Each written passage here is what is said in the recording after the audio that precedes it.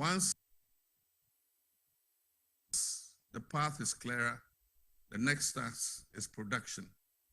For too long, our economy has suffered from a disconnect between what we produce and what we process.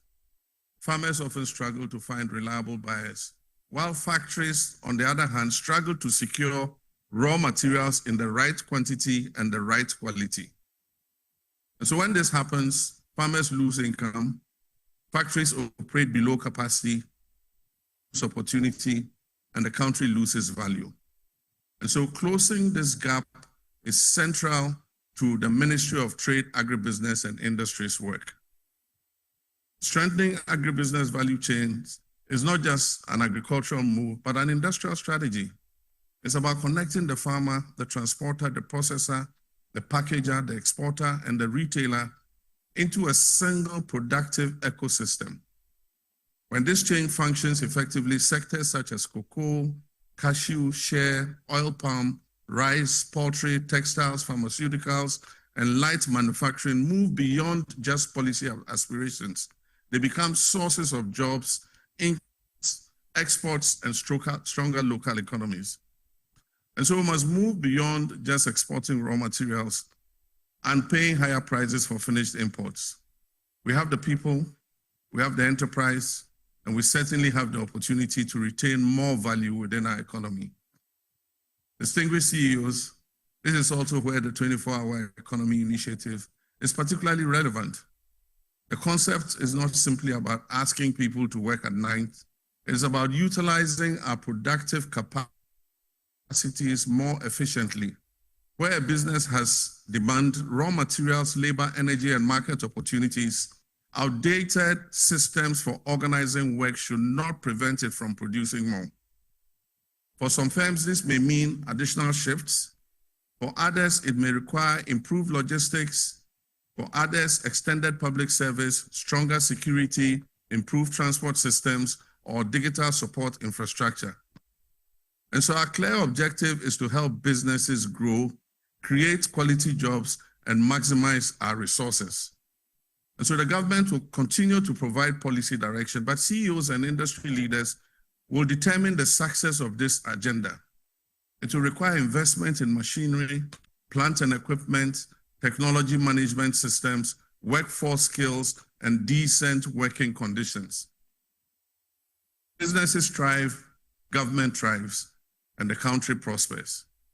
Following the passage of the 24-hour Economy Authority, the team has presented the cabinet with a comprehensive plan for Ghana's economic transformation over 10 years.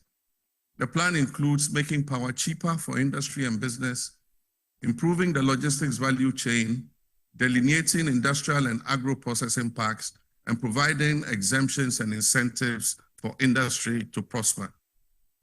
Ladies and gentlemen, technology must also support this transformation in practical, inclusive ways. And so a trader who can receive payments securely, a small producer who can reach customers on their immediate area, a farmer who can access market information in real time, and a manufacturer who can improve inventory and quality management are essential. These are all practical ways technology can be helpful. And so Ghana's work on e-commerce and digital trade is therefore highly significant. With support from UNCTAD, Ghana has developed a national e-commerce strategy, and work is underway on a comprehensive e-commerce policy. These initiatives are intended to open markets for SMEs, women-led businesses, young entrepreneurs, and producers beyond our major urban centers. Trade now transcends fiscal location. With the right systems in place, a small enterprise anywhere in Ghana can reach a much broader market.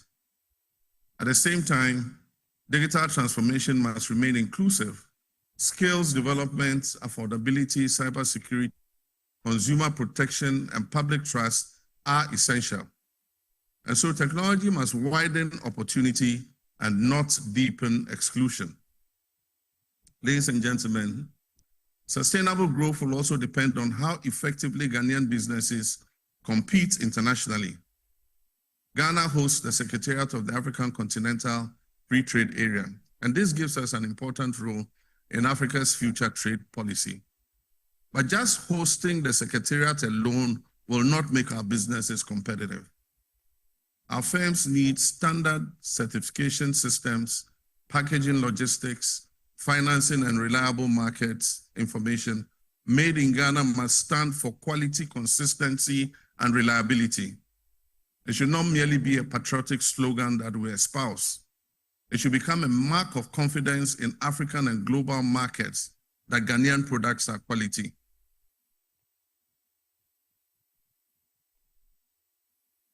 And I'm happy to congratulate captains of industry and the CEO network. The expo that we just watched, the exhibition outside, is a practical expression of the quality of Ghanaian products. It allows us to see the innovation, enterprise, and productive capacity that already exists within the Ghanaian private sector. Public institutions, investors, and larger corporations must pay closer attention to these new emergent enterprises, because in many cases, the solutions we seek abroad are already being developed here at home. Ladies and gentlemen, this brings me to one of the key assignments of today's gathering, the launch of the CEO Government Compact 2026, and I just handed it over to the Minister of Trade. At the 9th summit last year, I asked that engagement between government and business should move beyond annual conversations to a more structured framework for follow-up accountability and to be able to achieve measurable. I'm therefore pleased that this recommendation has now evolved into the CEO Government Compact 2026. This is significant because the relationship between government and the private sector must not be reduced to just speeches, conferences, and ceremonial engagements. It must become a working partnership that is grounded in trust, in policy consistency, in mutual accountability, and a shared national purpose. And so the compact we have received today is intended to serve as a high-level partnership framework between governments and the business community, promoting accountability, innovation, competitiveness, and productivity. And so let today's summit not end as another successful event without measurable follow-ups. The next steps, it must move us from general dialogue to concrete commitments, and from those commitments to measurable outcomes reflected in investments, exports, industrial growth, and jobs. For governments, this means we must continue and deepen reforms to make it easier to produce, process, trade, and export here in Ghana. For business, it means responding through your investments, your innovation, your productivity, creating decent jobs, stronger standards, and a deeper commitment to Ghana's industrial future. And I can see some of it already with many of you investing more in our private sector. Ladies and gentlemen, as the Ghana CEO Summit marks its 10th anniversary, I invite all of us to reflect not only on how far this platform has brought us, but also on the responsibilities that lie over the next 10 years. Over the years, this summit has evolved into one of the country's most influential platforms for dialogue between government and the private sector. A continued participation across different periods of my public service. And what has remained constant is the conviction that Ghana's future depends on a strong and confident private sector working alongside a responsive and reform-minded state. And so in the years ahead, what will matter most is not simply that we gathered here again and exchanged ideas and applauded one another. What will matter is whether the discussions we have held here will translate into better business conditions, more investments, more production, more exports, and more decent jobs for our people.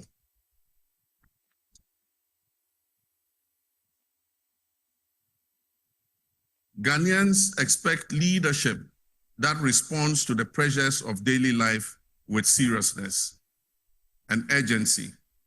They want systems that work.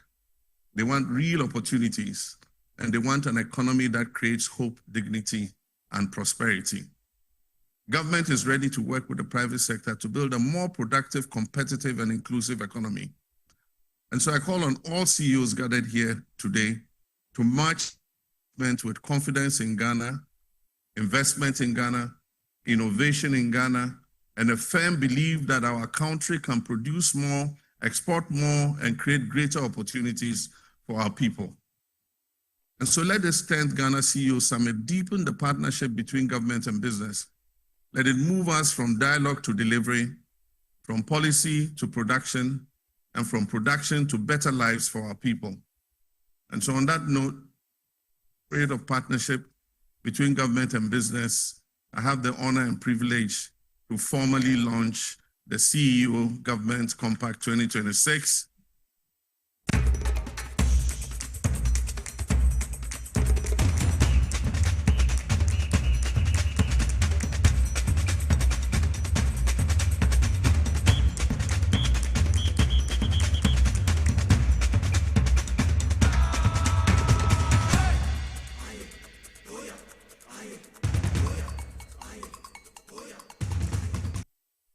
Memo akwaba edeba TVXYZ so bebia wo hwe me bia no nchia kese enkomo ye papa wa utie power 97.9 FM and fiada 29th of May 2025 2026 mon fenche me ye papa and bojaye anti ende bebia wo bia no nchia kese enkomo ye papa na Friday's edition of Inside Politics na ye de bro and there efie bebia wo bia no kachi onu bi na no so kan training ni bi na mon to TVXYZ and I'm on to Power 97.9 FM.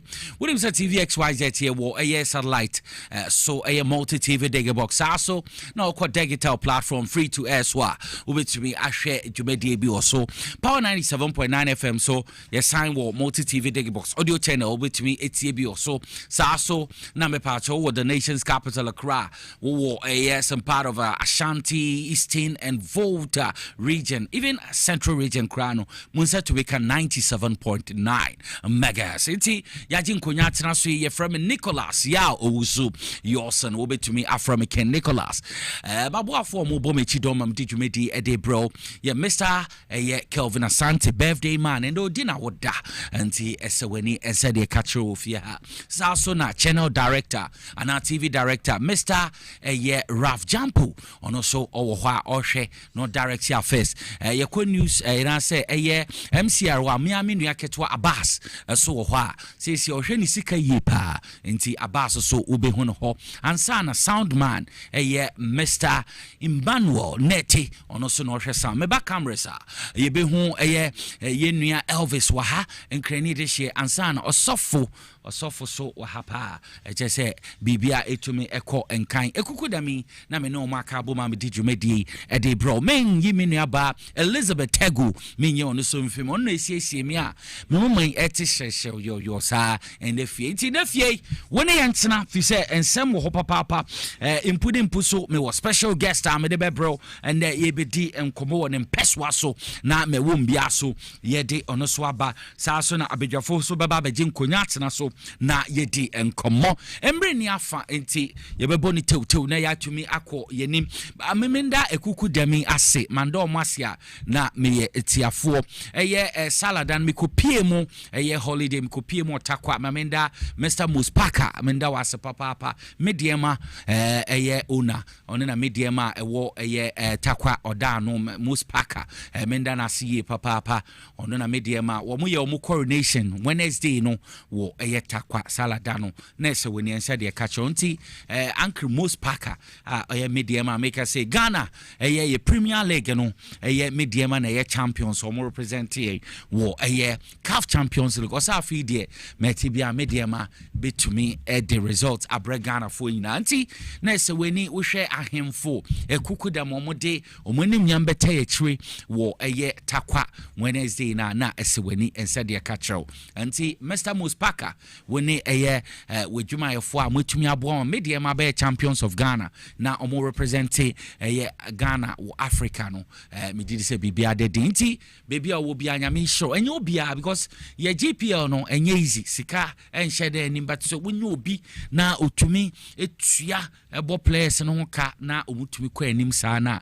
bibia profession pa nti mamenda omoso ase chairman so forceman memo baka de sala odan huom ali takwajata waso maminchi opapa ansana eye Sheikh Taylor woko eye takwansoye mu a eye omo member of parliament eye Ora Taylor ye da pass papa Isa Taylor ono no member of parliament ma takwansoye na takwansoye ye baby a den ma eye NDC so metumi agi seats don wo hwa time mu yi eye MP a ye friend Isa Taylor na time obo adwuma tumi de gi seat no ma NDC amaye ko takwansoye mu a na mete ha ma member wabaso honorable eye Isa Taylor Sheikh ye cheche opapa nyame shropa wo ma akoso Abraham Sala nsumudi kama menam no so mensa kante nyame shro on more serious note ye ba ensem no so na ensem egu bamba so no ye di ho enkomo na metene say Greater Accra Regional Minister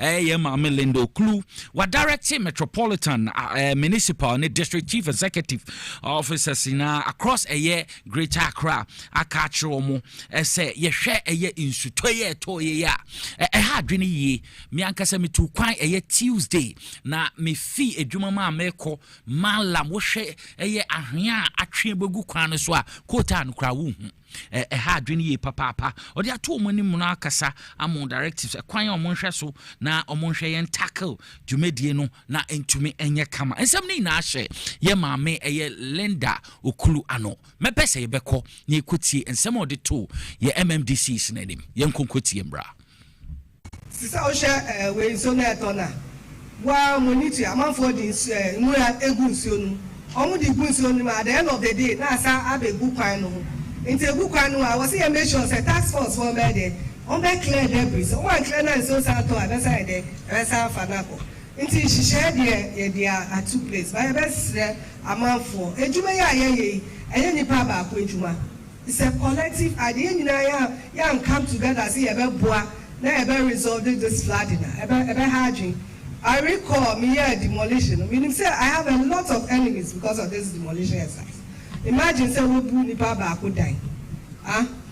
Their families, nema na fofo, nikunu na fofo, the family relatives. So you can imagine the number of enemies I have.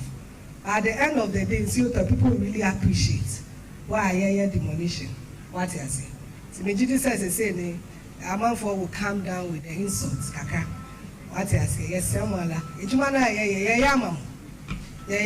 So this is not the time to say American for blame games. I was saying, make sure say we need the tax. Bianco field. We went to Abekuma West, and then some people claim they had permits. So we asked them to produce the permits, and none of them. And so sometimes there is a cause for investigation. When you investigate and notice that indeed a person has been given a permit, whoever gave the permit will investigate and then do the needful. And so someone also asked if we can stop the flooding in Greater Accra. Why not? It's a collective effort. And so if we all come together and then we say we are going to stop it, why can't we? Because we are all at fault. This is not issue about government. It's behavioral attitude, and if we are able to stop that, we can stop flooding. Enti diatsena no Greater Accra Regional Minister Honorable Linda Okulu yetse nanu disem na no kra wofi mala me ko weja kwan so wo behu se ahwea bebre no nsu toye no ahwea begu ka kwan so pa enti yesre afoto maame edema yen MMDCs no ombefa no mahwe because nsu no gu so to na wotie ensema metrofo no kachre ya na eche se nsu na afi kra na kese eba betopa enti enti ebehia ase ye de sa directives be ye adwuma na enye se ye giant MMDC se ne pe ya so timemfo no megidi se ye de ye ho hyem na yetume eboa because wonsom onye nipa enti ye giant eye mpanimfo ya na omonko eye sa adwumadie ya ebetumi me no ye betumi asom na aboa because ya yetete sa amantem no ye betumi aboa ye da ikosafo adwuma tiame me nda sei and run adwa me ba kwan ni so nyina wo hu kwan no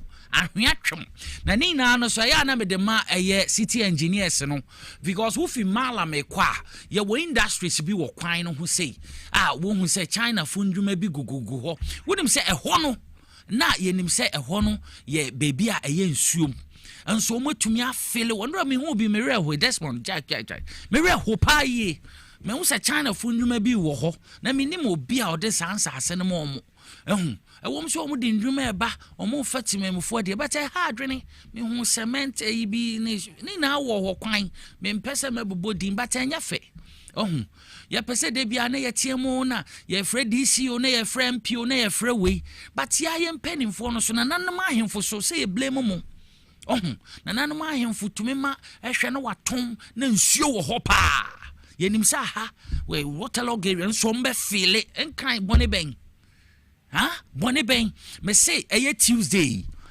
me fie adwuma ko me ko hye nsuom wo eye friend say Kaneshi kane me ko hye nsuom wo Kaneshi o say me fo na me san ha adwene Kaneshi he ya o Kaneshi he ya nti mabo mayor amane honorable Michael Nikpapo Alote makachro omo nhwe because ho ne Accra Academy ana school na wo nsuo ne fi wo ne esaneba ansana ba akoso da kom enye in fact enye Accra bibia ya atete pa yi ya yemfi Accra ye ba ha no nsuto a nyame adom ne nya beposu bi akotena na bi mo so ebre yi papa enti say directives we no enye se all catch MMDC se ne pe me no so ye betumi aya fam de na yaboa ma bibia etumi akonkan na wonim mepie mo South Africa yenya ban papa nti His Excellency John Dramani Mahama true the foreign minister honorable Samuel Okudzeto Ablakwa nyame adom yetumi akofa yenuanom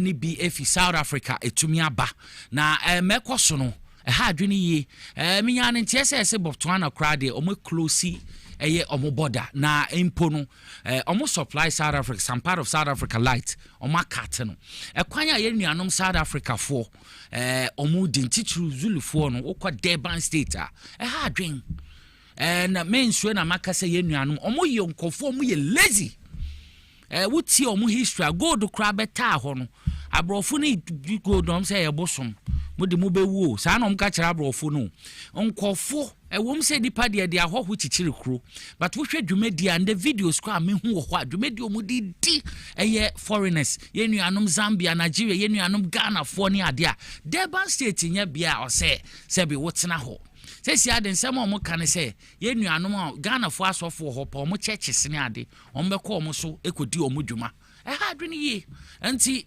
wo hwa ye foreign minister nyimnyamfo Samuel Okudzeto Ablakwa one mpanifo ye hu chief of staff honorable Julius Debramo kwan yo mo kosia ye nuanom o maba na ensema economic freedom fighters aye kan EFF leader friend Julius Malema wa criticize anti migrant violence in South Africa ene Ghana for yakofo maba no e dey atudwa say Ghana for no ko enti ye say omun create jobs and enuma ni wa enuma 300 PM nkonkoye South Africa Durban state wanna be before Zulufo no mo hadwene wo call your friends Joe Berger so their crime rate was so even wo call for some crowd hotel you to make catch us mun konin groups mo kwa outa won call ya na attack enti bia me feel say Ghana ha ya tene boy ebreye ebreye na wakasa edi afa South Africans no ebi dwumedi bi omudi Ghana fo ne bi aba beginning no okaka se Ghana fo mo ye ina no enya de anche hu ya bete hu hia ye ma ya de hie ngu ho na sebi wa ye nra mo barbering shop ne shops enkoye omo basa sesi we sofo no wo South Africa so hwe yi because they say asofo so mbekọ mo so na sansemi no odi atodwa na wakondem eye bi mu dwumadi omudi na waka eye Ghana for so omo afi waba emunsem yenkwe na yenkoti asama eye Julius Malema odi todwa ono ye leader de ma eye Economic Freedom Fighters EFF. I want to speak about the xenophobia and Afrophobia that we have practiced here in South Africa today. And I want to challenge you. You say Zimbabweans take your job, Nigerians take your jobs, and you march and close shops and beat up people. Tell us, after doing that, how many jobs have you created? By beating up these Nigerians, by beating up these Ghanaians, by beating up these Zimbabweans, loading them. If you load them, I have not seen anyone being loaded. No one. And you say they take jobs from you. You have beaten them up, you have taken them out of the country. How many jobs have you created after that? Because the battle should be about jobs. You beat people because they took your jobs. They ran away. You close a shop that hires 5 people and say they take our jobs. After closing that jobs, how many jobs have you created? Unskilled men with no skill, none whatsoever, say somebody took their job. The only skill they know is to drink Intelis, Impesu, and all of that nonsense, and want to pretend like they are revolutionaries as well. I don't want your vote if you behave like that. Take them away. If the MK wants it, give it to them. I don't want the votes that says to me, I must hate Africans for you to vote for me. I'll never do that. But I must not take an African child out of school, proud elderly person, pushing a child, an African child that looks like you. I must go to a school and push a child that looks like Obama, my child, and say, get out of school. The same way apartheid did, and saying, you are not worthy of education. I must repeat that. I must do that. I will never do that. You can take your votes. Let me die with my conscience very clear. I will never refuse a pregnant woman of African descent to give birth in the clinics of South Africa. Never will I do that. Enti Julius Malema ono na oda EFF ano wo South Africa no so na de na no disem atodwa efa na mekoso wo obi man so South Africa make us say omo amunuanum bebiefo omo tieti omo fa ahodie so chese omo age omo adwuma nyina ye nti omo mfi ho say si Ghana for 300 aba munye adwuma ne na ye nhwe se ebekoso a ensem we aso na ekopie mo ye nuanum Nigeria fo a Nigeria Senator Efren Adams Oshumholo o say wo hwe kwan a South Africa fo tietia Nigeria fo fa ahodie so ho a ebehia say South African companies in Nigeria being MTN, DSTV, Bank, Stanbic Bank, South African companies.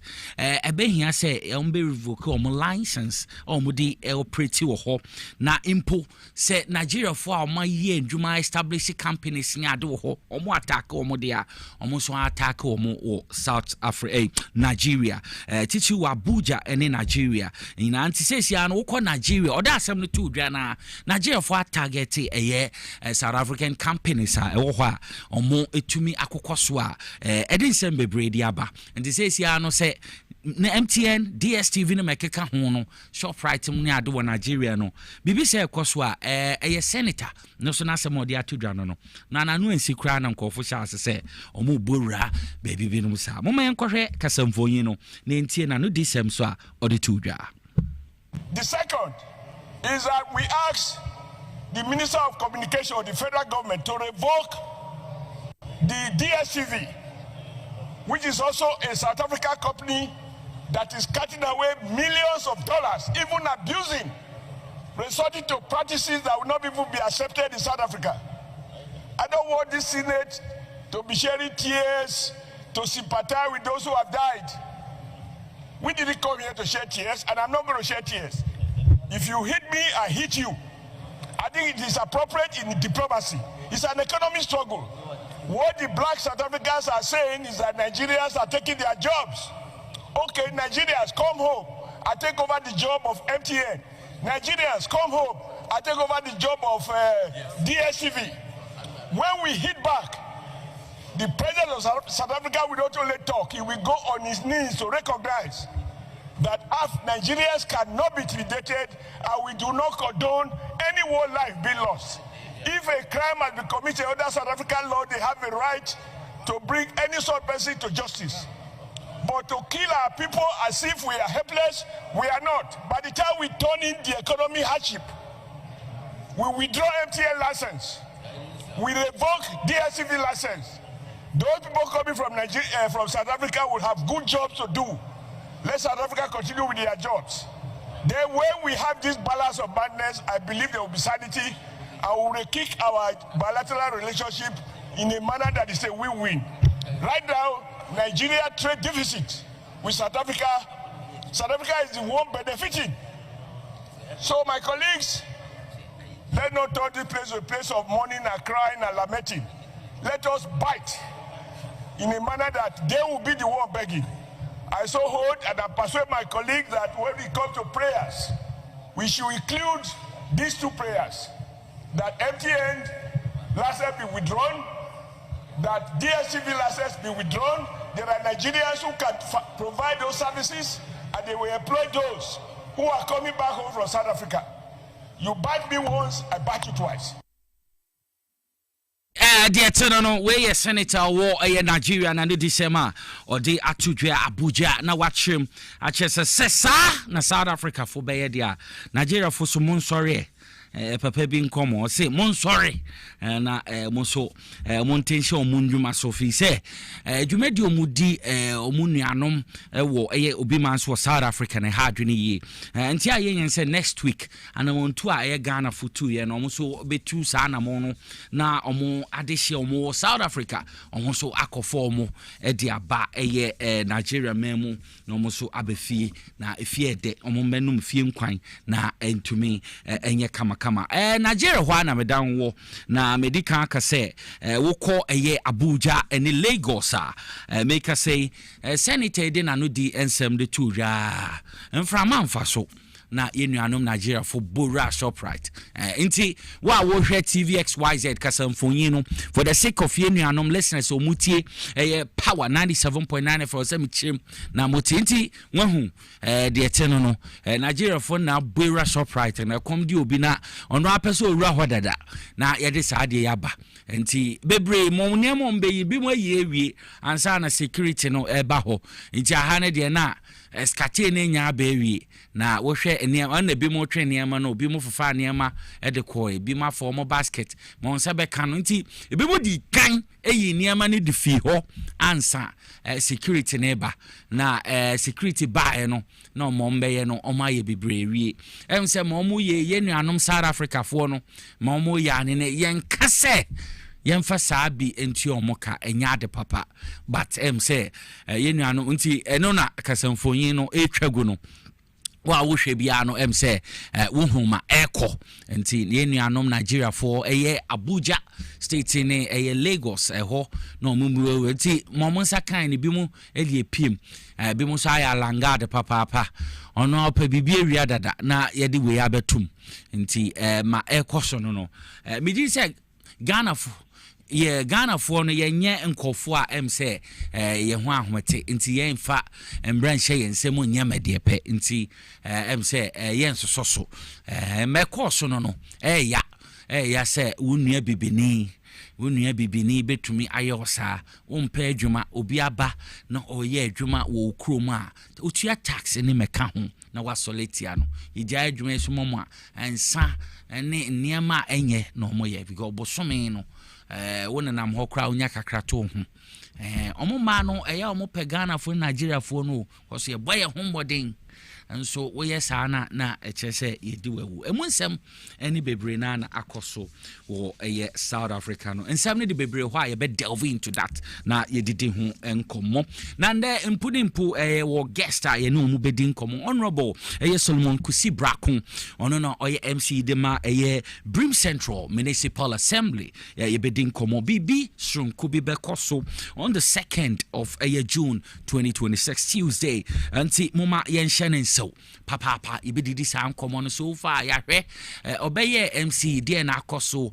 wɔ ɛyɛ Brim Central Municipal no mu challenge a na ɔmu face anamontu ɔno so etu de aboa nda mɛwani ma ɔba bɛyɛ anti bɛpakyɛw wɔ Brim Central apem hɔ a bɛpɛ sɛ woyi wasum na woyi wani fine na wotie cause MC wɔ ha ye baby didi enkoma ekoso wompotem ho nti yenhye ne nso on the 2nd of June a Tuesday time near 10 a.m. Prompt Brunine time so na Methodist Conference hall ewo Akimoda ho na dwumedie ne bekoso His Excellency John Dramani Mahama na ebepiem mbrepem no mechechim na honorable so betena ha wa mayehu sentinti asa Brim Central Business and Investment Forum bekoso ho yedi ho nkomo bebi edri apomden ho hia nti ani victory garlic for bedi enkomo semanumpe yeba impunimpu meni honorable Solomon Kusi Brako bedi nkomo many victory for ending nkomo semanum embra yeba ya na yetena fom edi nkomo Enya victory garlic mixture na watini dinatiatia tin say na edro nitie na no pasem ne say edro we adwuma ye titru pa ne say ebeboa ananna ne srade e wo ni padua ni muntin mu ama ohu atɔ kura de dika obabi wo ho a okonfikyire a ɛma edro a wuhia ye victory garlic mixture ebi kura ho obekɔ a ewie wa ansa na ba ye victory e na wuhia victory no ma na usumi biara ubenya ofikyire akwa empa ho kura eno de akyi a obi wo ho a ne ti ne ta adwa no obi wo ho ye adwuma kakra bia no abrɛ na nakoma bɔ ne periperi ni nyina ye mogya entimi mfa akoma nu kwa adwen mu eno ne kɔfa saa de ne ba odofo mesrew so wo ho na wonsem ta adwew ebia wonsa no sei ana wonamro mu na esi fom no kura adwew ana ayatufo sɛ de edi fom ato mpaboa mu a ɛyɛ victory na me kan fom a onum victory asa no ma ye bobɔ so nyina no ebegyae de ɔtɔ ho anadwo a wontini na wohia victory emframa nyankopɔn de ama yɛn sɛ yɛ humi wo de wo humi a na wo tie so o bra ɛyɛ victory na betimi aboa wo ye wo bi wo so a wo ana ne yɛmahye no a obia na ne ka obia nya ne hwe obi wo so na koma bɔ ne periperi ni nyina mogya ne ntimi ne afusa ne ye wuni padua no ɛpura wunya yɛ victory garlic mixture de watwa bra ya bia ya na sɛ kokodue ne nam no no yɛ ne basa ɛyɛ victory na me kan fo wunya victory bi no a ɛbɛboa wo sɛ doctor de wato aduro so sɛne a wobɛtumi anom victory na ka waduro wo nyina ne sɛ waduro no na abɛnom a meat aduasa no anom wei so na abɛnom a no anom victory no so akyi meat aduasa woyɛ ne sɛ bibia bɛde kama ma wo sɛ wo nase tata woyɛ agya ho adwuma a mesrɛw adura me kan fo ama wayɛ victory garlic mixture mesrɛw nipa ne bia danse a yɛpɛ sɛ yɛfa wo ma danse na tie na sɛ wo so kɔtɔ a wobɛnya saa danse korɔ no a ntwe mi mpedwa mi ntumi ni di mi yare so mene ko be 12 years di man nu nduru kan mo jeduru 5 minutes de trim matutu ana se na meti TV mu ntumi na me hwe ne mu se mo tun drobi esi victory heba victory garlic mixture ne mi toduru sa ba moduru no asa moduru no eye papa ntumi ni di o mi din sa no me di afi bi no se di ya na afi insa na afi bi no ntumi di bi afi mi di ma edubone sa bi semi anu so no ntumi di anu so mi be mu sa afi de anu so be du bi no ntumi di bi afi mi hu de me nya me won ti edo no kan wo TV so a na me kutu bi ni me edo no anopa eni awiane anwumre no ande no si afi nyampara mi no adibia ntumi di mi si afi na tola tamiko ya black masa modro no tie edoni na nyame nhira mo aje me pa me problem ye menstrual pains nda ne kakra o so me nya me menses no bosum ni ma me bre pa me brankasa metimi to ndro no na ne se mante se yesi ye bidro ha na makoto baabi a mewe metimi fa ka ekọ obi kuro so ekoto bidro metimi no bi chese na Victory ni de in fact I don't know minim de wo mu de mekoto obi me tie advert no TV so sada na me sorry anwunwe na mekoto ye na dana me say ade yi to me paadi mu no muja tropa yi to me paadi mu ti me twa to me phone so kura say ha adwene a enka me de betum aka ho na ma hwe te say se wa hwe ye kwa baka se na bia me ya bo hwe na me no maduro bi te say efi sada na yi sa muja troa no to me paadi mu no me nya mezi se no maduro e ma me hu sa emuja se bi like say kwoti te say ni nyina flow kama ti Victory tie mintimi enja ento ho te to de bia na mo ba abasha mo me so abasha na eduro ne me di hu adanse obi si me de cholesterol sa de bone e na aba mi nipadua ma beje atenase waduro ye Victory garlic mixture se wunya Victory ni no ma cholesterol ne se ne nani e density bia no Victory be yi ni nyina afiru nipadua no odofo wo pedia to anama ne 024 2545 633 024 2545 633 and 020 129 3280 020 129 3280 Eya Victory mkunimdie ni adebremu.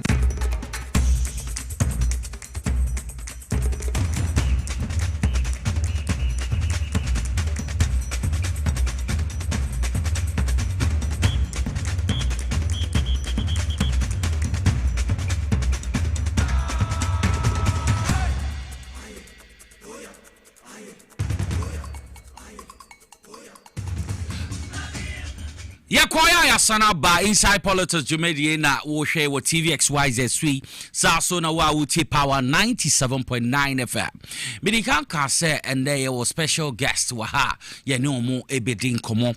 Na and then on spotlight na da Brim Central in the eastern region na ye bedi enkomo afa Jumedi ne ekwanya aban bae ekoso wo Brim Central. To make us say ye honorable Solomon Honorable Solomon Kusi Brako or ha ono ye MC edema Brim Central or ha saso na ye wo ye nua Jesse Frank or head of Works so wo municipal assembly Brim Central municipal assembly ente kukudami na me don mo bedin komo wo Brim ne important ma men ye selfish catch you no bi na no so country ni bi na munti ni into Power 97.9 FM anase TVXYZ channel no na muntie ma ekoso wo Brim Central saso na dwumedie bia 2nd June ebe piem ho ya ye wo ho adesia ye Brimfo say ye nyina ye tu anamo na ye ko enti achim kotoku ne potem yeso ye DNA enti memo honorable makwaba na ye dinko honorable makwaba bibia boko di yo Brim Central bibia de din JC Frank also akwaba head of Works enti echese wodi adwuma na Medika can say honorable Solomon Kusi Brako ha. Honorable Brim Central what say?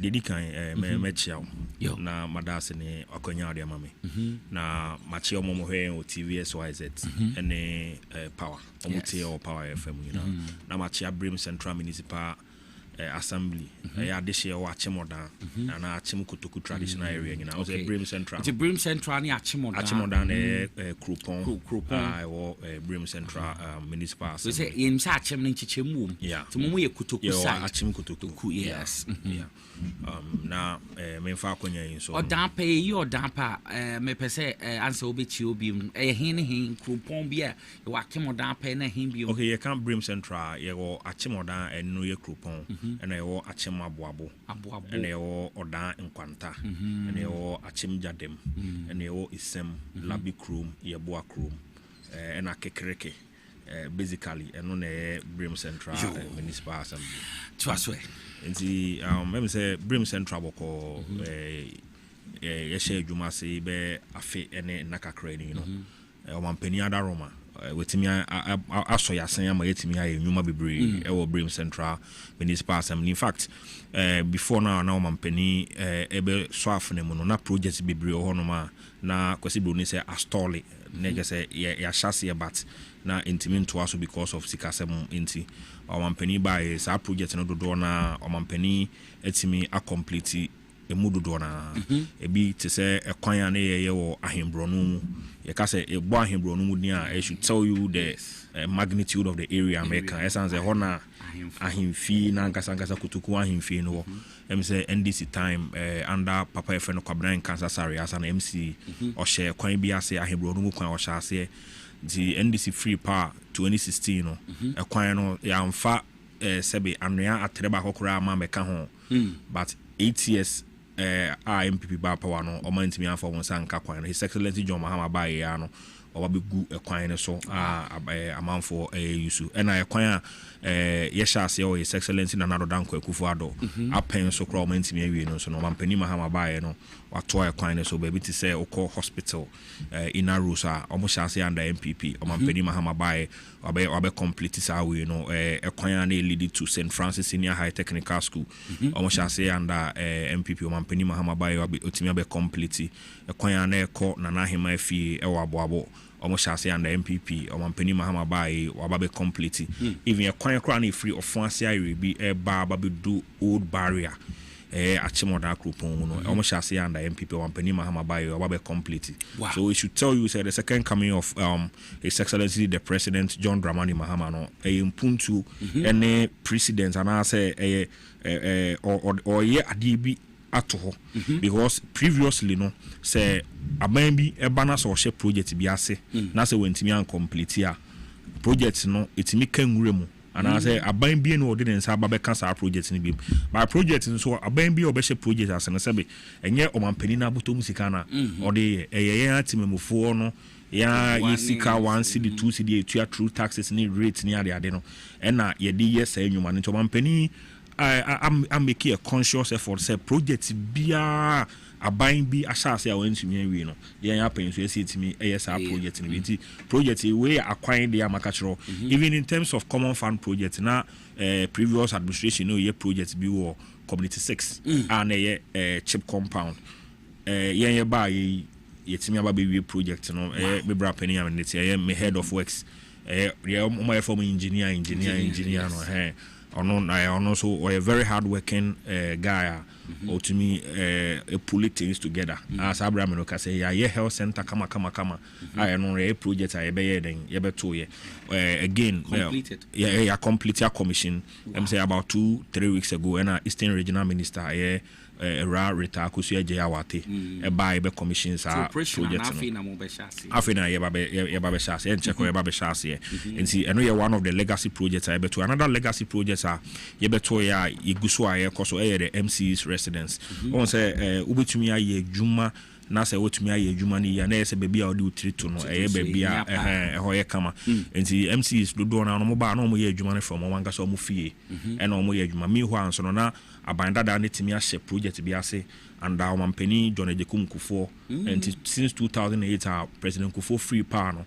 na project no be an finance anko ye enko kan and na eno so drain assembly no because MC ni ba not ni fie a ye man no allowance for rent nti all those otinifi no ye dwuma but na assembly no san eden ebon ho ka nti ye ba ye timi our the project na first phase of the project no yes ye finish dani inside ye tile hall ye sisi vogla proof ni ade no etinya ye ni nyina awie and the wura the MC's residence wa because they be because as President Mahama Kraba na sa de san no person oda obetumi akwakoda ho because up to standard MC be any in the subsequent administrations ebeba no or any rights so because on konkoda sa dan ni very soon we be moving very soon aka the second phase no ye be to war afa ho na ye green ho na ye nya say bia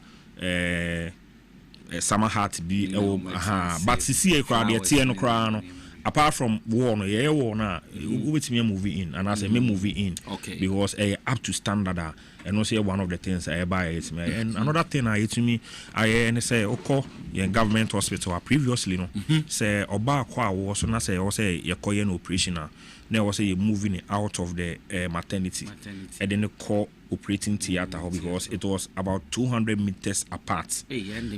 Sometimes you bones or you call your bab operation bones piano fast stretcher so no be and on that it was an eyesore so and I will also a sacred something and say ubia and see by medical soup Dr. Uku the two and him say adia abayin yaman and any Japan say ye be build an operating theater to attach the maternity block as Abraham Nokas a regional minister about commissions our project I did theater bed or theater lamp I provided I know as a urban operation and no just 10 seconds piano and as a omudina shim and also one of the projects I get and again about school dying so school back or if any from Poma so RCGHS so back or down Kruma in terms of Achim Kutukuno what different Poma so an HS a young him ponding this year here and as my here watching Kutukuno your friend or say or Dr. from Poma so and now ko school dying you do him pon kesiya say dianto now who do school at Tia Pansamana and the regional minister by Hono Case, say, Cassie, some are him for Nanya say a bomb mudin cake, say a yard DNA dishe or mudin and new yam. The Anamino Case from Pomaso RCGHS, ya commission 3 unit classroom block, Amaomo, our office room and our headmasters and so we room. You so say President Mahama because of our visionary leaders, you know. Only says we see school diners and community more and Colano to mean the woman into all say and say in fact 10% of common fund, you know, any education infrastructure. No, as I catch and say another 10%, you know, and tough furniture and in gum.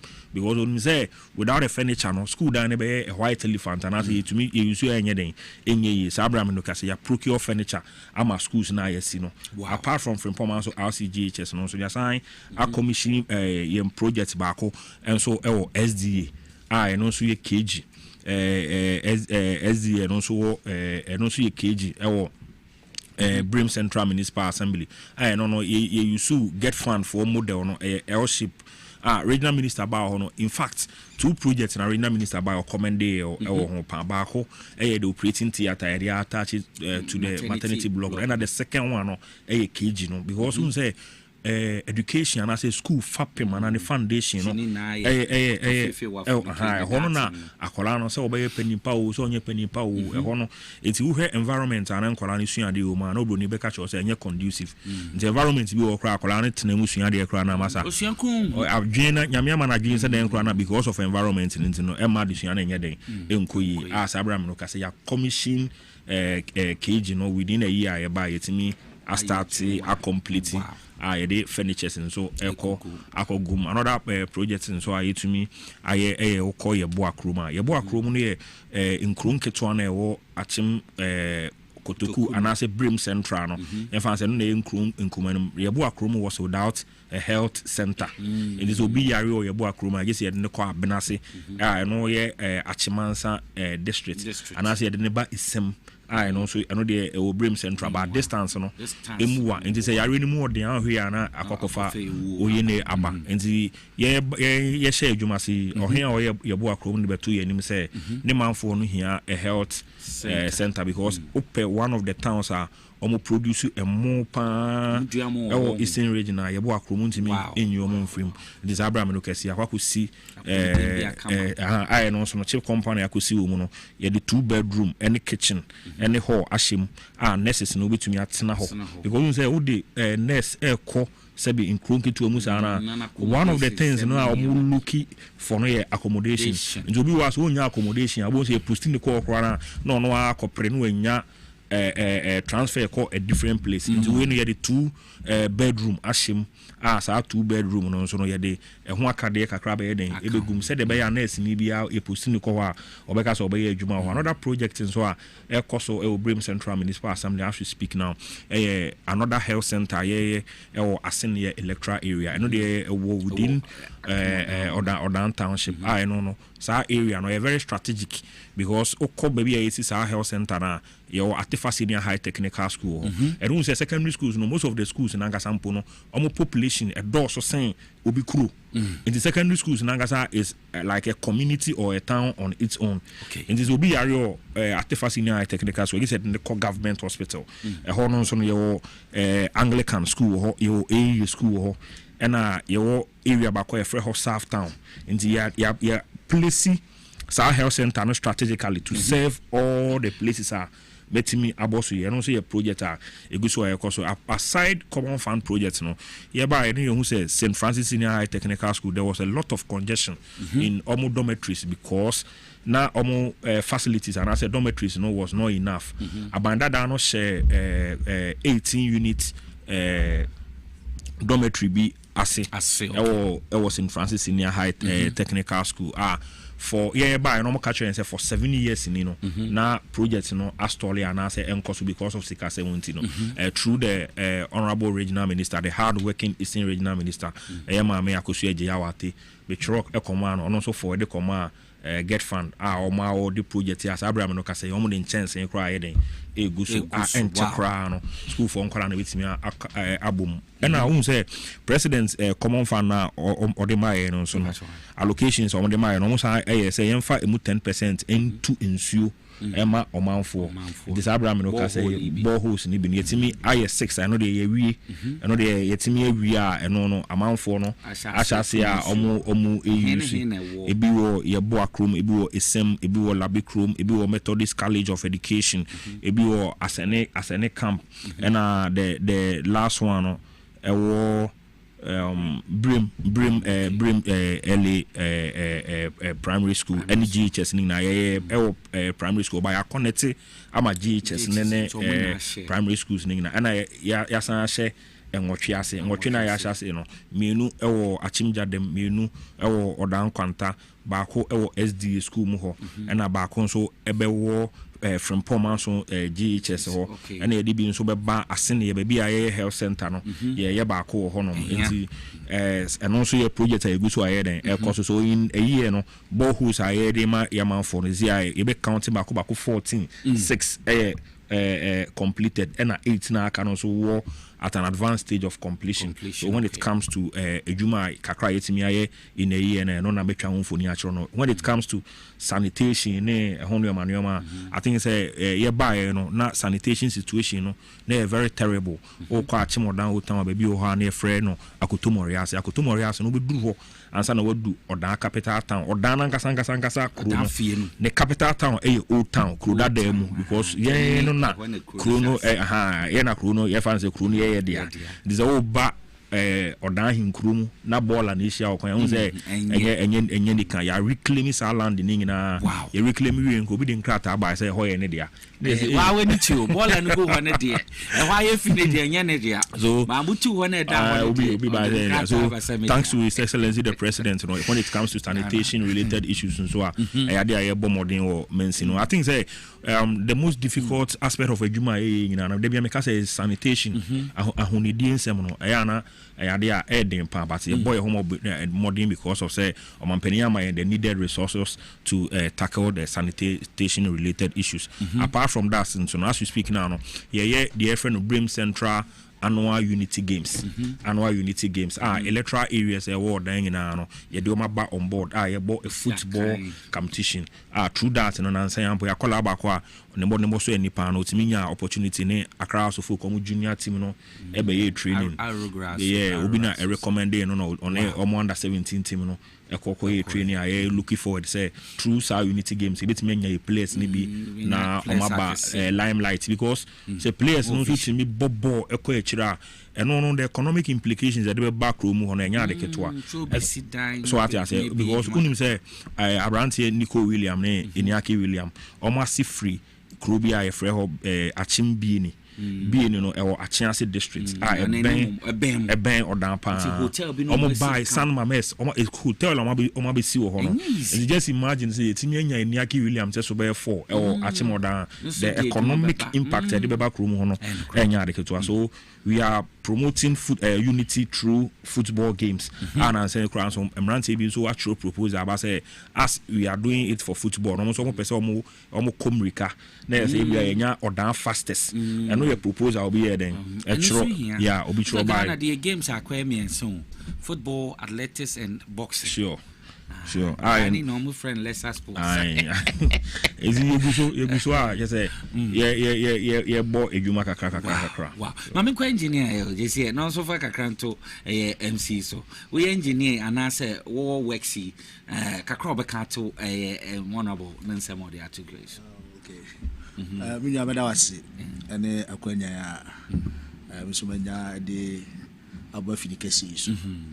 And the cancer me boss say kwan child no this about some man champion for bi so a and so na ko me twa ba so be the can no metia na me oba pa ophelia ba bi o bia no am so na bo mi chi do mo a mi so bua chief and the department and the brave central adwuma for nyina ne etie ni say am so chief akani nyina because of his ability to follow things up. He's not the MC. It's all Koyana be catcher. No. He's always on the move. So sometimes we can call my uncle. I feel my shot. Oh, cause the engineer and then per se a fire. So I think that he has a fair knowledge of whatever is happening. And we are happy to work with him because already they need their support. And no matter what I can say is already district assembly common farm projects do I yetimi ya complete ya commission minji this assembly bi wo Eastern region wotimi anya ya achievement na yetimi aye no because when regional minister came we were able to commission about 5 projects straight up and additional 3 or hokra ni bohos bia Emirati honorable chief executive ntimi anko but ni nyina the able leadership of the chief executive coordinating director and the unity or the aba assembly nimu in totality and etimi aboa e adwuma de yaye bi na mjidi say odan so ye ahinkura the expectation is huge you go so yes I yeah dwundwune no ma be break say enioma na ebe ka masem kakra they are all avenues ebetimi they are projecting assembly no going forward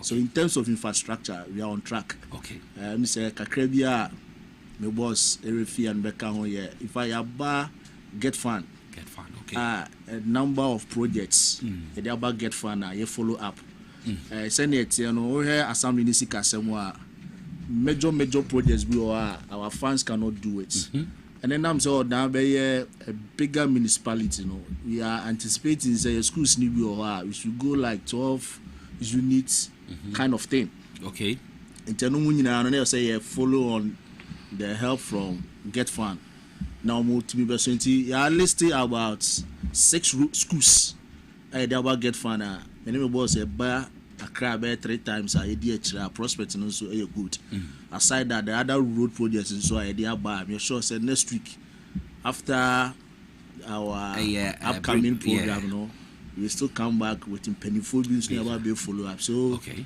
nyakopon daroma gidi say baby odi adua say yemwa no ye shine corner ne kakra with our abilities and our profession I'm say madam eni me hu say Brim Central Business and Investment Forum our team on unlocking local and foreign investment opportunities for accelerated economic growth.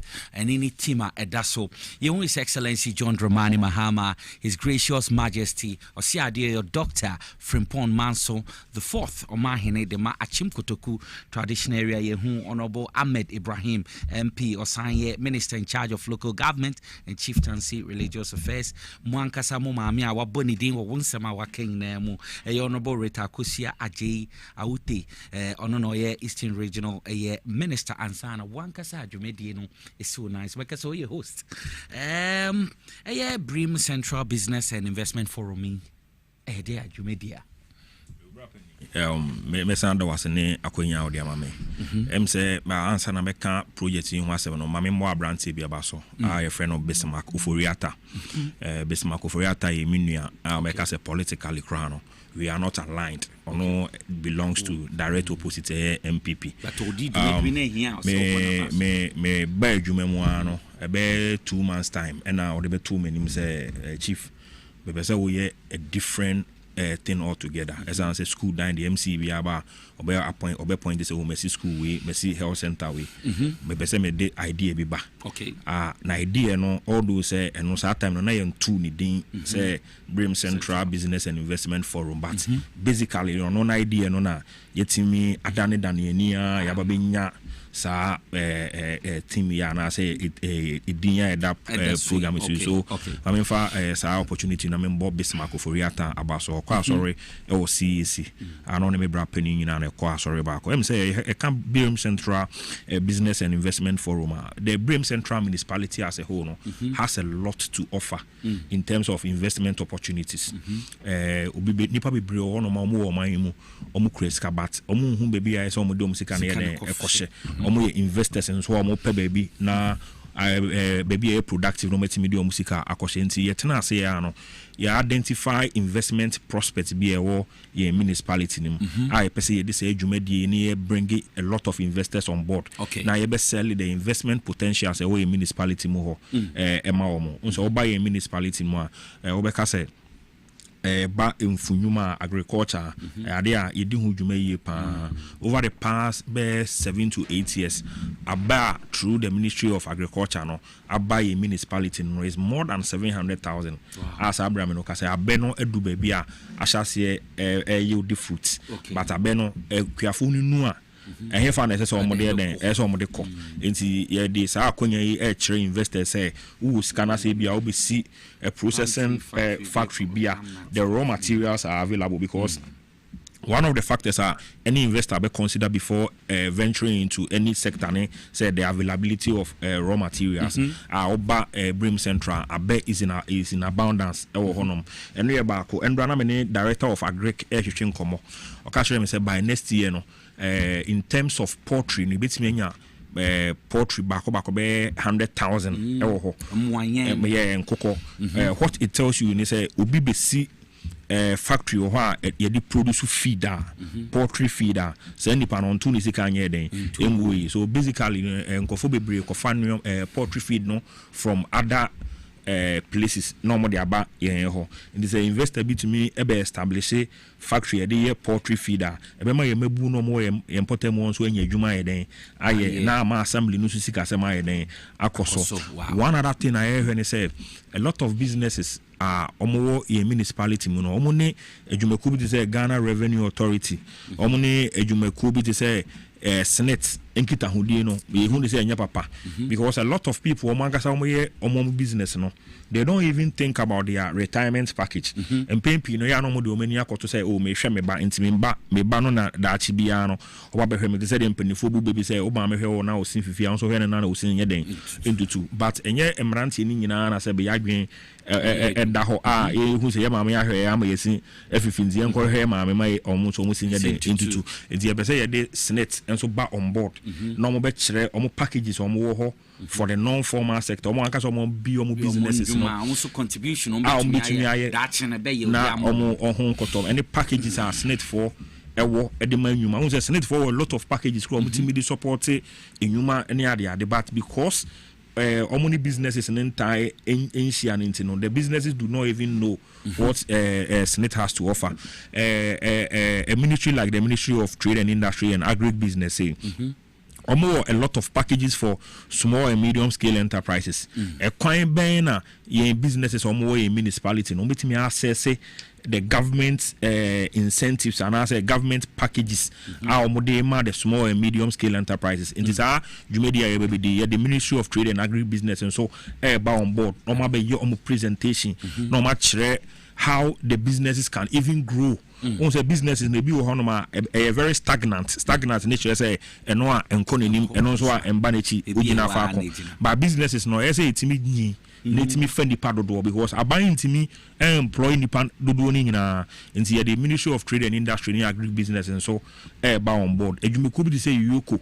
Are very, very important inside a business and investment forum because one of the complaints are normally you tight in office and say businessman be about yes, you could for tata me pan who minim de my you could for one who you cry Jumano crime closino. The more the person businessman be able closing the business because you could for a dinnerchi and a dinner who a businessman as a way and I say ancestor way said you could for any maiden in BDWchi and this education and so no you could for bound explaining a coin as a businesses no multi filing or tax returns and then your manual in I said the bear omunkunya abayasem said the bear me I expand normal to me I employ and call phoning now and see the business and investment forum near avenue yeah a lot of government agencies on board now you invited a lot of potential investors. I want to be investing in our municipality, create jobs. I'm the numerous youth are unemployed because the biggest national security threat to me is unemployment. So obi nie juma ya, una we juma uni wasum bi. And see how do we create employment through private sector? How quite many private sectors now back on board. No make me be human or a municipality. Now in terms of maybe they say waste management, they say Obabrim Central, baby, I generate a lot of waste. This will be ABC a recycling plant. Raw materials or the bay Jumano and Yana. And see, I don't see one place I say a Toma and for this programming. Me brap any or Tim and send if I me engineer. Head of planning unit, your friend Royal, and in Pabako Ken, me Bako, my former constituency deputy secretary, Adufu Kingsley, almost nasi day and night, a cracky almost brains. Okay. Now, almost put this on way together. And the Jumani Yankasankasa through the Omono Mashi Jumani na maybe the home fans can I made and I made you. It's a program I did Tom Brim Central Municipality. I'm Magana main I'm investors beyond I say the investment destination should be Brim Central Municipal Assembly because we have all the resources will be banners will be invested even in terms of mining. Brim Central is very rich in mineral resources. They say diamond any good. They say will be your diamond any good. Good crowd there until recently you say good now because maybe swanning in another diamond on my day who you might say will be better investing in mining and acquirement of a with my banner be responsible mining I'm a youth know the door now when you might then into the Brim Central Business and Investment Forum seeks to achieve this Ambassador Bang hen ekoso emreno time Nankopon adoma ebrada eda enimu June ne de tosumi no to next week Tuesday yebeye no ewo the Methodist Conference Hall ewo Achimoda Newtown and we at the Odan the Obana so ka say Methodist Conference or akola kra de obeko no ho na program no titreni ana say dwem training chairman ayafa no His Gracious Majesty or say Dr. Frimpoma so the fourth no aka say the new nyam eba betai dwemedi because say uye business and investment forum say no hin tai wechi and no cry to me attracting investors so it tells you say when it comes to land acquisition near there you wouldn't face much challenges and it's one of the things that investors be looking for before they go to certain areas to work. So His Gracious Majesty has bought into the idea and on one kasashe your boss or the new nyam eba betai dwumedi echi enche betu apo Bruni Becker so last words ne obi bia obeba Tuesday benefit and I say watch it udibija you me last words are me catch potential investors wo oman mu say Omombra Brim Central Municipal Assembly, no one be invested. As I say, Omusika and co-waste. We have the population, we have the resources in terms of security. One of the things are investors scare away from places here insecurity say be a bambon semono enkoyi wo ha oba a municipality mo ha ho ejo asumdwe wo ho no ma odu sika be ho a eno no 100% ye road networks no enye that bad. Although say there are 1 or 2 challenges in our municipality, but you cannot say our road network is terrible. No, and also very good and access to electricity and also electricity access no accessible. Oba obenya enyinam na dia e wejuma insuo krogen the other water company thanks to His Excellency John Dramani Mahama the first term in office no or build the other water project insuo hu en kwatwe e wo Brim Central ne important nti enwoma bia invest bia here to thrive no we have it in Brim Central nti me last word the crowd e be aseda any aseda any abasobode menna to say the madam engineer me head of planning and also menna na say na me coordinating director and me MFO because project we capital intensive sika e komu no nya de ketwa but omo no budget officer omo nyina ma buy into so we say the engineer echia na yere no me so me fa kwanya ezo na me nchia me yesa ade a ebia me obapa ebia me nchia no we nchia eze me chia me nchia me ohema regina teto no bo machi dom na bitimi ye dwuma no na me nchia emabunu a omo Brim Central na who say me currently me na me ye the constituency youth organizer yeah me na me constituency youth organizer nche yento abane de me position da so ye den ekrame nti emabunu omo Brim Central na Akemodan constituency na mechi obibia meji Okay, Mamenda Honorable Solomon Kusi Brakwase MC Anase Municipal Chief Executive Officer at the Brim Central onena yetenin kano on head of works JC Frank also obae na yeni omudin komo nyame ya doma all roads leads to Brim Central Methodist conference hall Akemodan hall na Brim Central business and investment forum jumedia eboko team also unlocking local and foreign investment opportunities for accelerated economic growth. And nyame ya doma amemeba nti wo sobra na yenhia 10 pepepe na dwumedieno ye de bread Tuesday na dwumedieno bekoso baby edri ye betwa ye ho aba na ye ba ye beko agbozo herbal clinic ye ne Dr. Kodin komo ye wi a ye wo honorable David Wewe Brown lawyer oha sa so na ebete Emmanuel Amo ye bete amoso enka nti ekukudami na ende ye no mbedi dwuma nti mamenda honorable ase na menda head of works ase minim say after Martin so ye bebe bedin komo biom na me hope ya aspe bi etumi akonkan metwa me ho sma abasesia.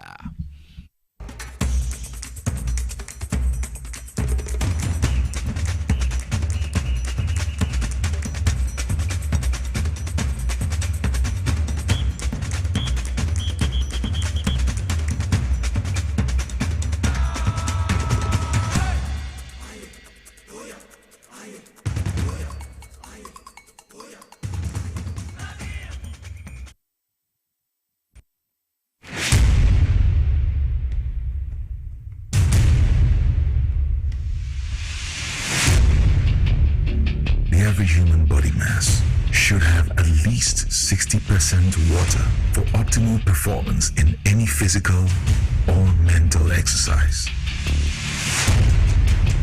We can help you maintain it naturally.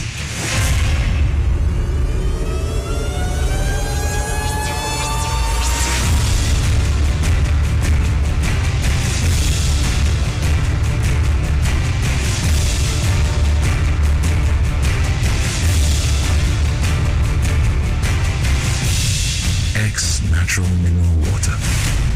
Simply natural. For bulk purchase, call 0596 273 546 or 0596 273 547. This advert is FDA approved. Hi. Now let me tell you about Safari Valley Eco Resort, the first of its kind in West Africa.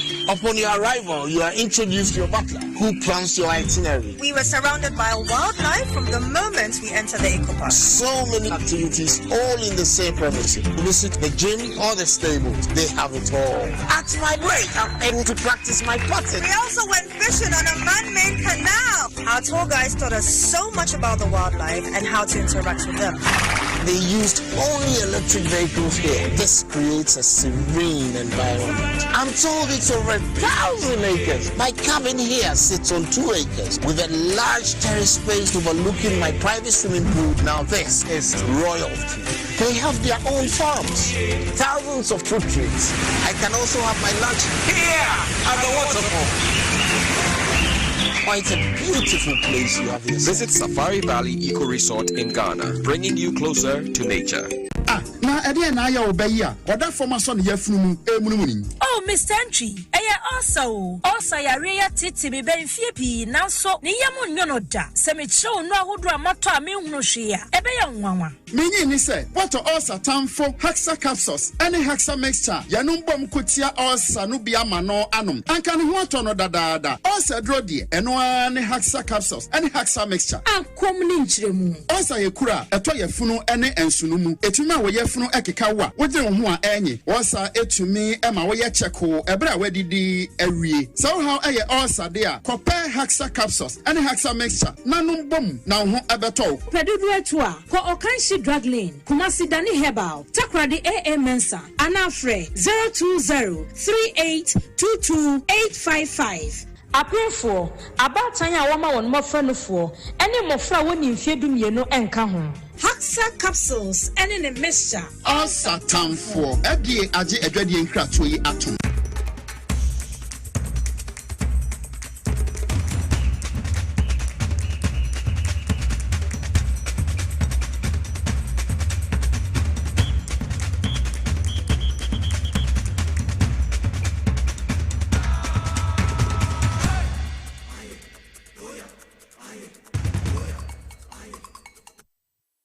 Mesamo wakwaba biom deba TV XYZ so baby a wa wo hwe me bia.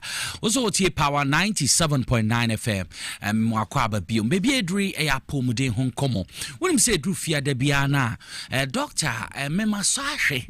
Ante da bia na mehia na meka because manum nindro ma me di na kwankyere so na aboa me yie doctor fie de bia ni share friend Dr. Akboso Herbal Clinic ono na oda no de bi oni edi nkomo mema amaye mbre wo mpem me pa cho yare friend STDs ene yare ahuru bebre na nkasa obi a wetu anamo akoho bia me di ho adanse mugabe away o ma ya direct o mako doctor wo bia no emfi ho mba and Kasam Bonida until you tried and tested. Your friend Dr. Akboso Abuzo Herbal Clinic on no dano and your crash in Drobinam Quemwa on the Fagan Habibi Benebiato. Intimi Huna na meniaji wa wo hweme wa wo tie me simedu ede enimi enkoma doctor ni ebedi wa sumeyi na tie enye se wo tie ni keke wo tie wi a tuanamo na udru ha obekese ke Nicholas kan Dr. Abuzo akwaba mama se menhia ma kanfo enua na wakani nyina ne kin adwuma enye ne na onyankopon adom Agbozo Herbal Clinic kwa na ye koyeni yentie we doctor ma menhia ahwefo na menhia atifo Agbozo Herbal Clinic ye moto no man has an expiring date numbers na egu screen so ntubitumi ahwase na wa frɛ ma meni kan fa ye kira kwan ntudwa simple na wahunu bia ye wo bankran ha ye wo kwashima ne ben kwashima na ahemfie no tema community 25 Savannah Junction kuma se wo de chem so e hono so obetumi enyan na ye ndru na ye de aba no a ye ton be medru ni kuku adru no oba ye nchen a ope be medru a ye be ma obi kuku adru no ho na wono a waye mre wo mpem a wontumi mu adwuma no so Agbozo Herbal Clinic ye ho se ye be ma mu adru na ene yade a mesha ase efri so no e low sperm count yesabi obi a anase be ma ni hunsuo ana ni hunsuo agene ana ne nkwamwa no a produce ba no aba form na me fa ne se ne sperm no ahoɔden no ana semen mortality rate ne niama ekeka ho no ahoɔden aba form na ontumi nyensen oba eno ne friend is a low sperm count eno ena meka ho asem ne na sa low sperm count ni ama ede ba ba kumienu bi na eta de ba pam obema uta masturbate pa no the probability say obenya low sperm count no very high and wa uta trans eche pa na say uta she tight pants paa no nso wotumi nya low sperm count a meka ho asɛmi ebi if it's a heat ɛna driver for paa ɛtanya low sperm count because what na se che eyi ɛna sɛ obi wɔ hɔ no a mu a saa sperm count na obi a mɛma no a ɔmo sperm no ahoɔden ni so no dodoɔ na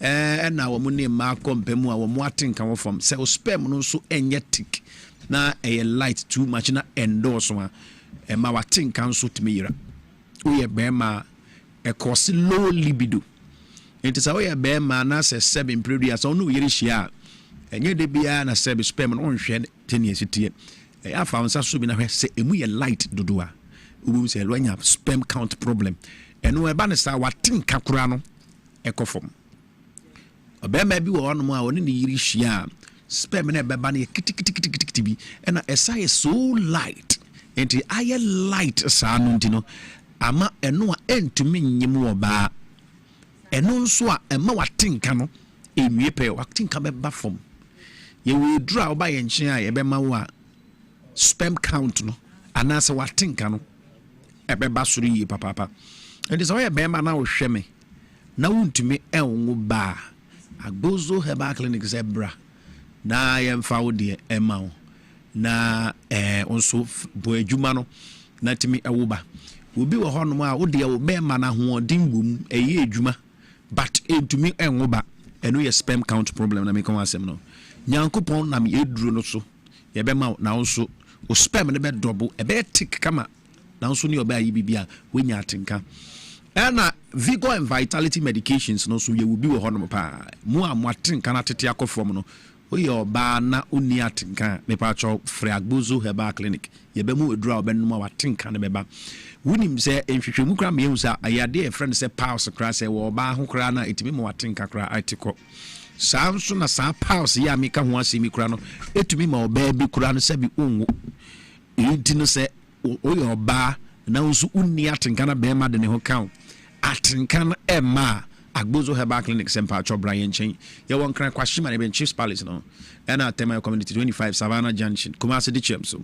Then Momo and Krahan Wopper Doctor now Pesoba Mianka Saminchia. Maybe and Kwashima na him fino and number we na wafremi. Then Momo self fra to boas na tea message in we na DBI wa ufra yebefa. Number now be frame is 0241 75 0282. Number of frame is 0241 75 0282. And say 7 previous tema 0557 402696. Tema is 0557 402696. Your community 25 Savannah Junction. And Kumasi is 0553 417-752. Say the whole Ghana baby Kumasi na person doctor me ankasa me package ni mbere wa frame me am the package ni be Accra na me the amaka de bro baby a wo Ghana he be adru no baby obi a yitime de maka etime de bro ope 2 in 1 3 in 1 ni nyina no baby a obi a ye de adru no e be bro kama enti so ye be ma na wo hwe be na bia wo say oh doctor me de me outside Accra etime per delivery a baby a obi a no enkra haka Grubia de also, baby will be an adruno, the Memanica, on some kama. Ain't in a set what think can enya, Timmy, for both male and females. A member no am babe to a druno, Mamu Tonquanamu, Nunamu Yerino, or bow near Tincano, while Mona Sebi wouldn't be said dang and sono, because near Tinka, or bad near Tinka, Obema, Obema, no obre. If you said the obey biano and Yenife, because nothing can wait, she do. Infections are who do hano. What you say, your psychological problems will suit me more. I think I can mono and yet they be an unipa or psychological problems. Intino a man who almost so Martin Caticon a member and Nantiabano and yet Brana beto anase G package in the farmer weary. No, so no yatinka, Bassa Obemano, Cacrebia peno, no ban any agi. It is all your bounds on a 7 previous. Wow, you say Uniatinka, Fred Dr. Agbozo, Miankasana, WhatsApp message. It was 0241 75 0282 0241 75 0282. woyɛ ɔbaa na sɛ sɛ bia wo ho ayɛ odin fibroid how tie ye fibroid da wo yim ama awo nyinsa ntumi mma woyɛ ɔbaa na nyinsa nto wo yim a enche na nyinsa na saba out infertility problems bia no woyɛ ɔbaa Agbozo Herbal Clinic me nkyɛn frɛ me ana bra me nkyɛn wakwahye me bɛyɛ ahemfie no a frɛ me wɔ 0241 750282 wɔ tema me branch baako wɔ hɔnom ɛno me wɔ community 25 Savannah Junction frɛ doctor no wɔ 0557 402696 ɛna Kumase baabi a wo bia no yɛbɛyɛ package Eddie Abreu uwe Kumase a frɛ 0553 417752 ɛna yade bi te sɛ sɛbi omo a omo aposo mu ya no rheumatism nsuo na hyɛ sɛ ɛɛtɔ no ebe pagya no papa o rheumatism problem ana sɛ wabubu sabi stroke how na ama wadwudwu ayɛ mmere ɛwɔ mpamu a bepa atwofre Dr. Agbozo ɛwɔ 0241 75 0282 me say your packages are maybe I will be ano ye be ye Eddie Abreu nti sɛ wopɛ package ni bia mpa so betumi ama me WhatsApp message 0241 750282 and I adhere to say prostate enlargement ɛno ne yɛduru so prostate junso free wo ye bema pepa cho prostate no enya wa umu no na prostate chiw na wo junso na sama na bo se wiase no eyimiru it is a prostate enlargement how pa na sabi mpredia sa de bia meka say prostate no enya yade bia wo major causes bia any cause prostate nsheda ni say yade we na di ba ya na say yade we na di ba na emu wu nyini a prostate glands no automatically enu su be nyini PS ne be kosoro it is also a kosoro no anu meduro pra na Agbozo e back na ema o ye duro no na akono mema duro no na ensiesie be ma ne nyina na emu nya den bema bia sa obema sori na emu nya den wankasa within you se no wani ewu e ma fere papa enu tena Dr. Agbozo me wo ho me so ba obema no ye be mu aye dene e ma e be hyehye o yire te se gya bema mu edena etirija sa bema bia obema sori emu ye dene bia no e ka oba e hye no se gya what you say enti na Agbozo Herbal Clinic yes frame me was 0241 75 0282 0241 750282 me wa kra kwashima me ben kwashima na you know na tema 0557 402696 and Kumase 0553 417752 ya de bia ma wa yemre wompem na yemi madwuma tie mi yi wa yemre wompem o memma sem no enye eye Dr. Agbozo madwuma baby a wo Ghana ha bibia no pa cho package ne wo sa wonsa eka bi be ma bia de bia me ka se memma duro ya de ensese sa ho maybe ensa wo de bia meka be ma bia no ba ba ko so no nto ba ba ko nsu ye nti de bia wo se memma duro no pale wo ho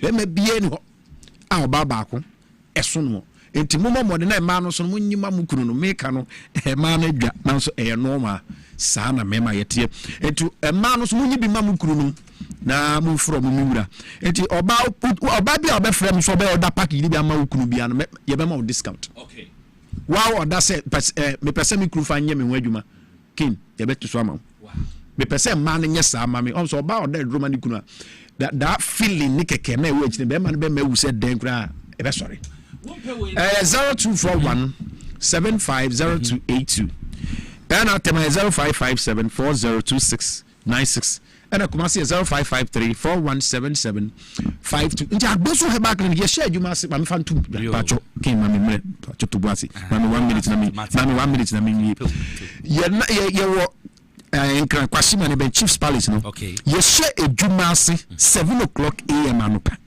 na ya pon 5 pm ye share adwuma se Mondays to Saturday Sundays after church ye adwuma u book special treatment nso a ye baba be hwe okra wo fie o akra na obema no nye adwuma fere enti odibre binti position of Dr. Agbozo member why not ye baba be mu aduru na so am say MP minister so be ma mere e be yedre it is 0241 750282 Agbozo ye ho ma member ni nyinara same time next week yɛbɛsɛ medase bebree mamenda Dr. Agbozo ase maso ahwe no me ho sɛ no korɛ enti wotie na mentie sɛ wotie ne kɛkɛ to anamɔ no kɔ hu no na wobɛka sɛ King Nicholas kan mamentia Reverend Bright Ekombia ɛne Asafo Maame Lorisha Adenu Mbia Good News Chapel Assemblies of God East Legon Hills ne asormbani na papa se ɔhwɛ me mamentia ɔmo ina mamenkɔ da me ho embresse a me ba yɛwɔ ekuku da mo ha yɛwɔ a lawyer David Wawi Brown or a senior lecturer ATU. Sasona Evans Amo or a member of the NDC communication team. Ekukudami na me no more betiduma. And there bojae be basisia.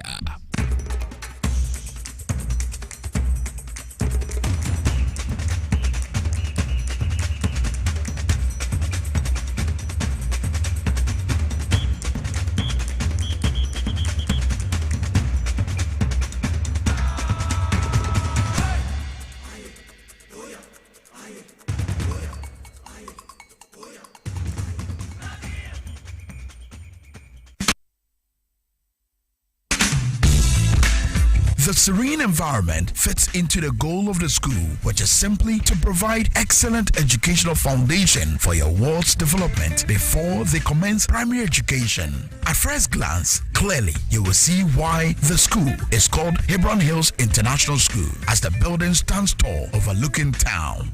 With a Montessori style, we have experienced and dedicated staff and trained teachers. Our small sizes classrooms are meant to enhance teacher-focused approach where children get one-on-one attention from the teacher. Hello there.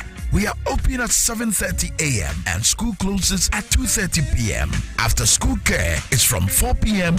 to 6 p.m. while early drop-off can be arranged at 6 a.m. Hebron Hills International School is located at Midye off the Nsawam Road. Locate us with GP postcode GW0688 GA West and GPS code 06884870. You can contact the school and make further inquiries on 050-876-2375 or call the office directly on 0302-918768. Email us at hebronhills.school@gmail.com. Hebron Hills International School. Excel and shine.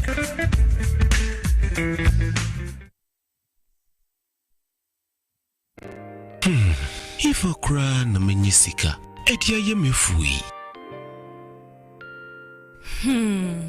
Ehifa pa na menya bosia, edia tre medwuma yimu.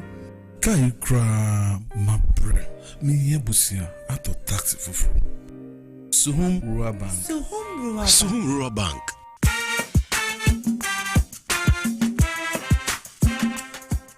Yema mwakwa baba Suhum Rural Bank. Ye won hyehyɛ ahodoɔ bi te sɛ dwadifo abosia, ekokro bosia, susu account, and it does wɔ hɔ savings account, me bada chain savings account, and the akeka ho. First Suhum Rural Bank was 03422919896. Na won so wetu mi aka sɛ Suhum Rural Bank ama ene mayeka una. Suhum Rural Bank enti me pa minie. Suhum Rural Bank, growing our heritage. Obrebo eye adwumada. Eboa eyam aduane. Eboa eyi nsa free ni peduanim. Na eboa woni pedua ma etena ho yie. Nanso, woni se niema a yedi na yenom. Timi ma brebo ye adwumaden sen pote. Mehuda. Me brebo ye juma pa. Ebia se mitumi ye bibi boa me brebo. Ani, and winter na what the live here from the Moses Clinic we have our center about herbal food supplement. We see pa the boa brebo ama e ye juma ye. Na, ye juma. Fatopa ye no anopa ne enwumre. Na eboa ma brebo ye juma ye. Sani ebeya e betimi anyam aduane awodi e siesie ni peduane mo e yi mo finsi ye. Eno na me brebo kia pa. Ubenya Live Kid or pharmacy, herbal shops, ni supermarkets are ebeo. Sa wo pedudo so to a 0244 068447. Live Kid, wa wo brebo, wa wo ni pedua. ɛduro yi ɛnyɛ mmaa apemfoɔ ɛmaa ɛma ɔmomanofoɔ ne mmɔfra a wɔnya mfeɛ dumien FDA agye dwadie krato yi atum.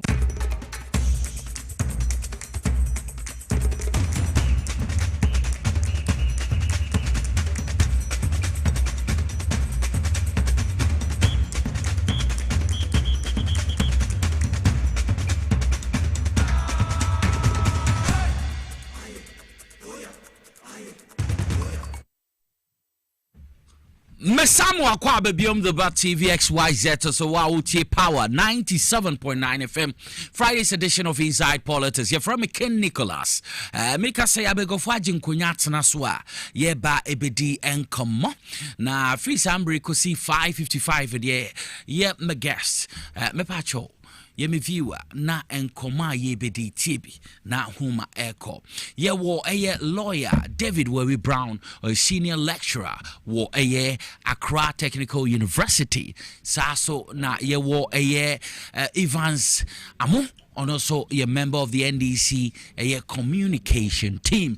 A kukudamina mene omo ebeti enkomo wo a ye ejumedi so.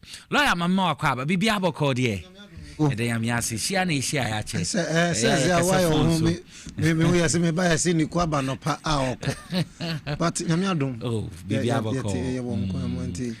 I mean, Ashama Kania. Ona se wa unim. Ashama de we are coming. Because Ashama we are coming. That's right. We are coming. Ashama we are coming. Ashama we are coming. Ashama needs a change. Okay. Ashama we are coming. Okay. Okay, yeah, well, Evans, I'm also Evans, important to say. You can say Archer. Last year, you know, Abana Ben will be able to do baby papa in the AC. Also, any oh, not really. Not by a one day, you are baby. Yeah, you're right, John Dramani Mahama, baby, or the NHA. Until we are managing. There may be an amazing.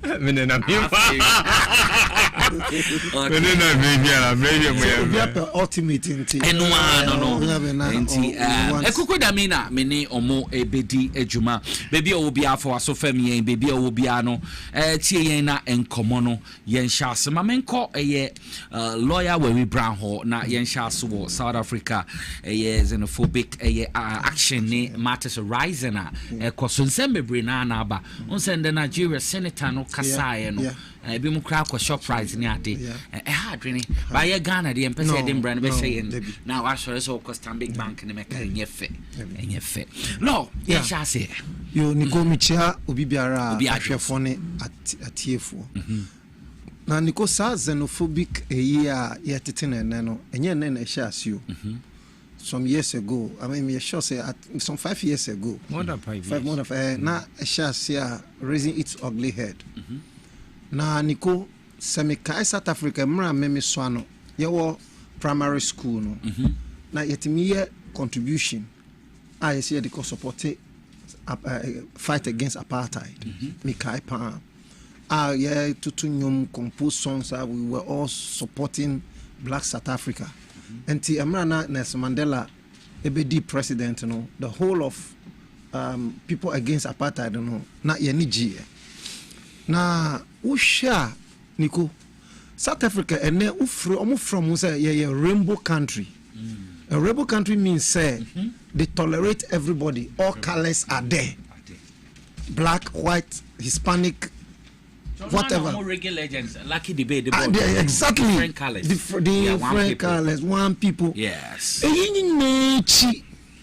then, Nkrophobia sorry, almost say blacks. Munko mufi, and amunko mukrum. And I'm in tears here. And now I am fighting for African unity. And now I am fighting for Pan-Africanism. And now I am fighting say Africa must unite. We should open our borders and all. Black South Africans are fighting against other African countries.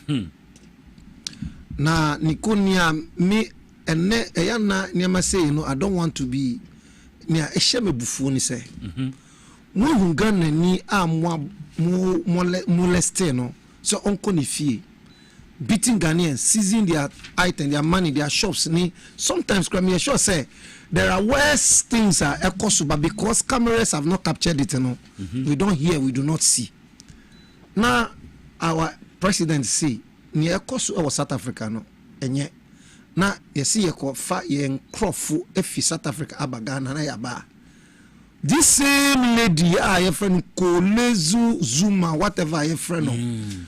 Wow, China said we should go to our country. As he said there, our presidents are fighting. Say our people should come to their country. We see we are being erratic, and now we are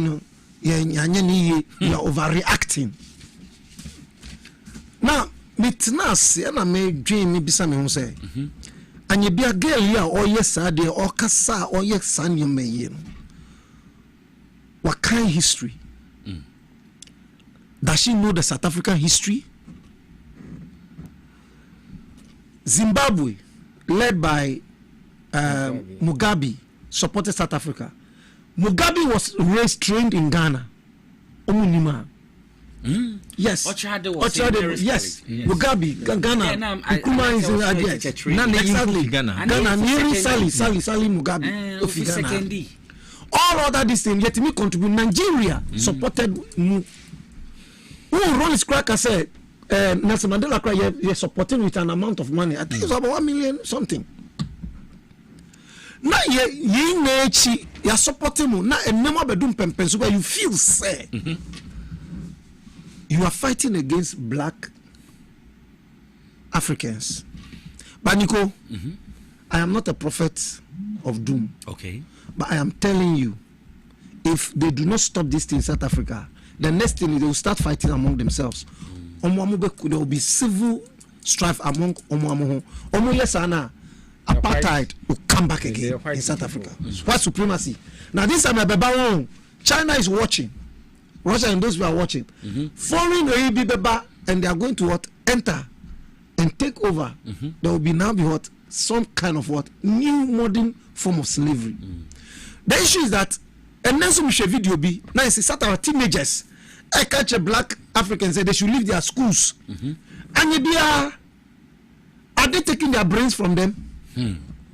But what I have seen is black South Africans they have become so lazy.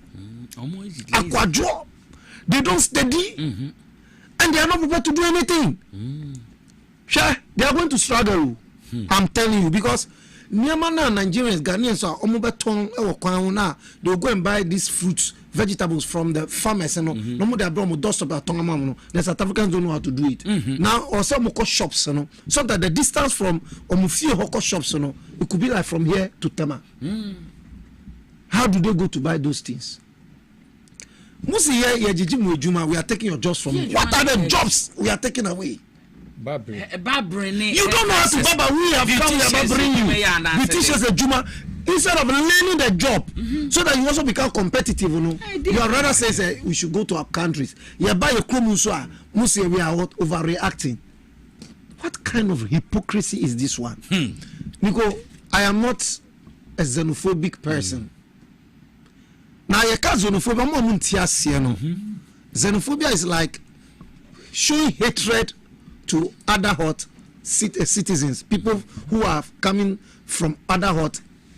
Xenophobia can be country or if you can be in town, different towns. It can happen within. And Michelle, last I watched a video. Now, obey the pistol. Let's Bonnie to South Africa. Yes. I saw this video. The boy shot the person put this and then they run away. They are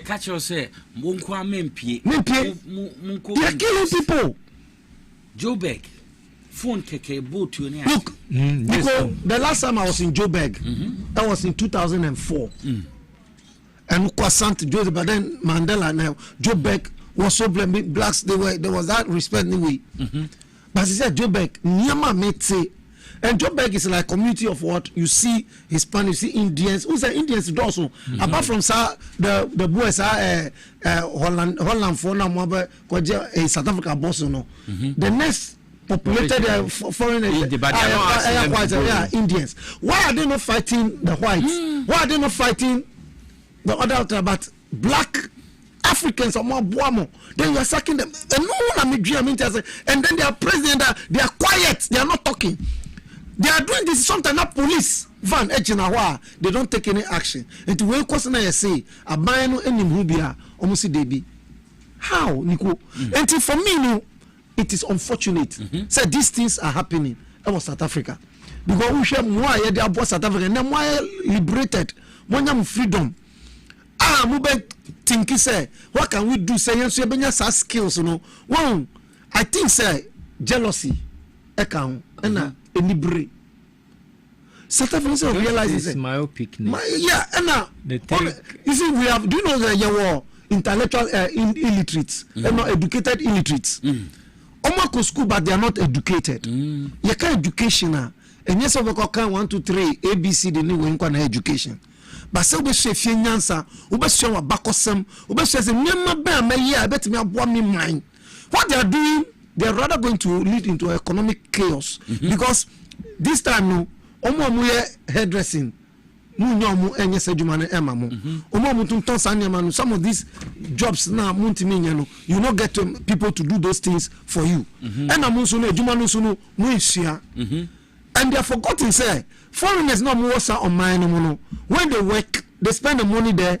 It generates revenue to what the South African. Enrich the economy. We are enriching your economy. We are working. We are producing, being productive in your economy. Increase GDP in your economy. Now you are telling the people to go. So how are you going to continue? Now, if all other countries, African countries, say all South Africans should also move to South Africa, what are we going to have? What will happen to MTN? Can they contain it? MTN South Africa own, ShopRite South Africa own, and then Yekika own, DSTV no South Africa own. But you see, Ghana, we are not like that. Yedi Emra Ebe Juma. Na niye me hikra say Ghanaians be our South Africans, and our money omo awo. You are asking them to leave.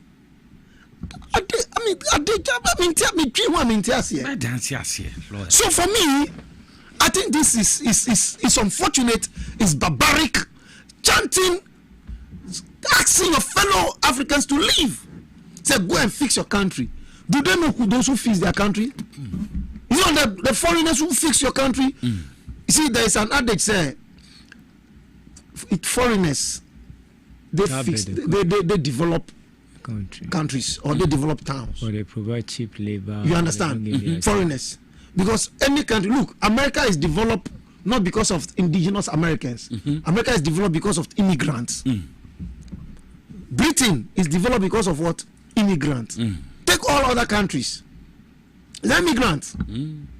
What do you say? And who banner say, who say, so we should do this. If all the countries that surround South Africa, they all sack their citizens and say, go back to your country, what will happen? And then we seize your assets, what will happen? Have they thought about it? Who is actually Baniko? You see, I am believing that, I am thinking, there might be some mafia behind this thing. Some mafia, no. Omunim say, if the other black citizens leave South Africa, no, because the South African, indigenous South Africans are weak in economic activities, you know, they will not take over. Some I believe so, some white will take over, and then what they will plunge South Africa back into what? Economic apartheid. Because once you have economic power, you can be able to rule, and that is what might happen if they are not careful. Because see, the blacks in the doors for South Africa, the whites, they don't know who is a South African or who is not a South African. So they see all of us as what? Blacks. And South Africa doesn't know, we are protecting them by virtue of our stay in South Africa. Yes. They don't know. They have not learned this. They don't know the geopolitics going on. What I say? And today, why will America be giving 55,000 immigration rights to what? Other countries to come to America every year? Why is Canada doing that? That you can come with scale labor and doing that? Because they know, those are the things that can come to our country to help our countries what? Develop. Now today, Europe, most European companies are going to Asia to set up. Why? For cheap labor. Because production in their own countries are very, very what? Expensive. And instead of what? we are talking about the world becoming a global village, you know. We should be one as Africans and be stronger, no. There are some people in South Africa who have, and look, Nico, I'm going to say some things and mark my words. If the South African leadership president does not act, he will not stay in power for long. He may be asked to vacate,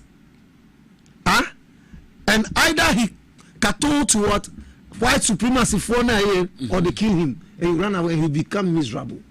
This thing that is happening, you know, I believe there might be some forces under it. Okay. Just to create confusion, so that say all the other countries, blacks in a few are now because and these South Africans, all they know is to chant. Majority of them, they don't have those skills.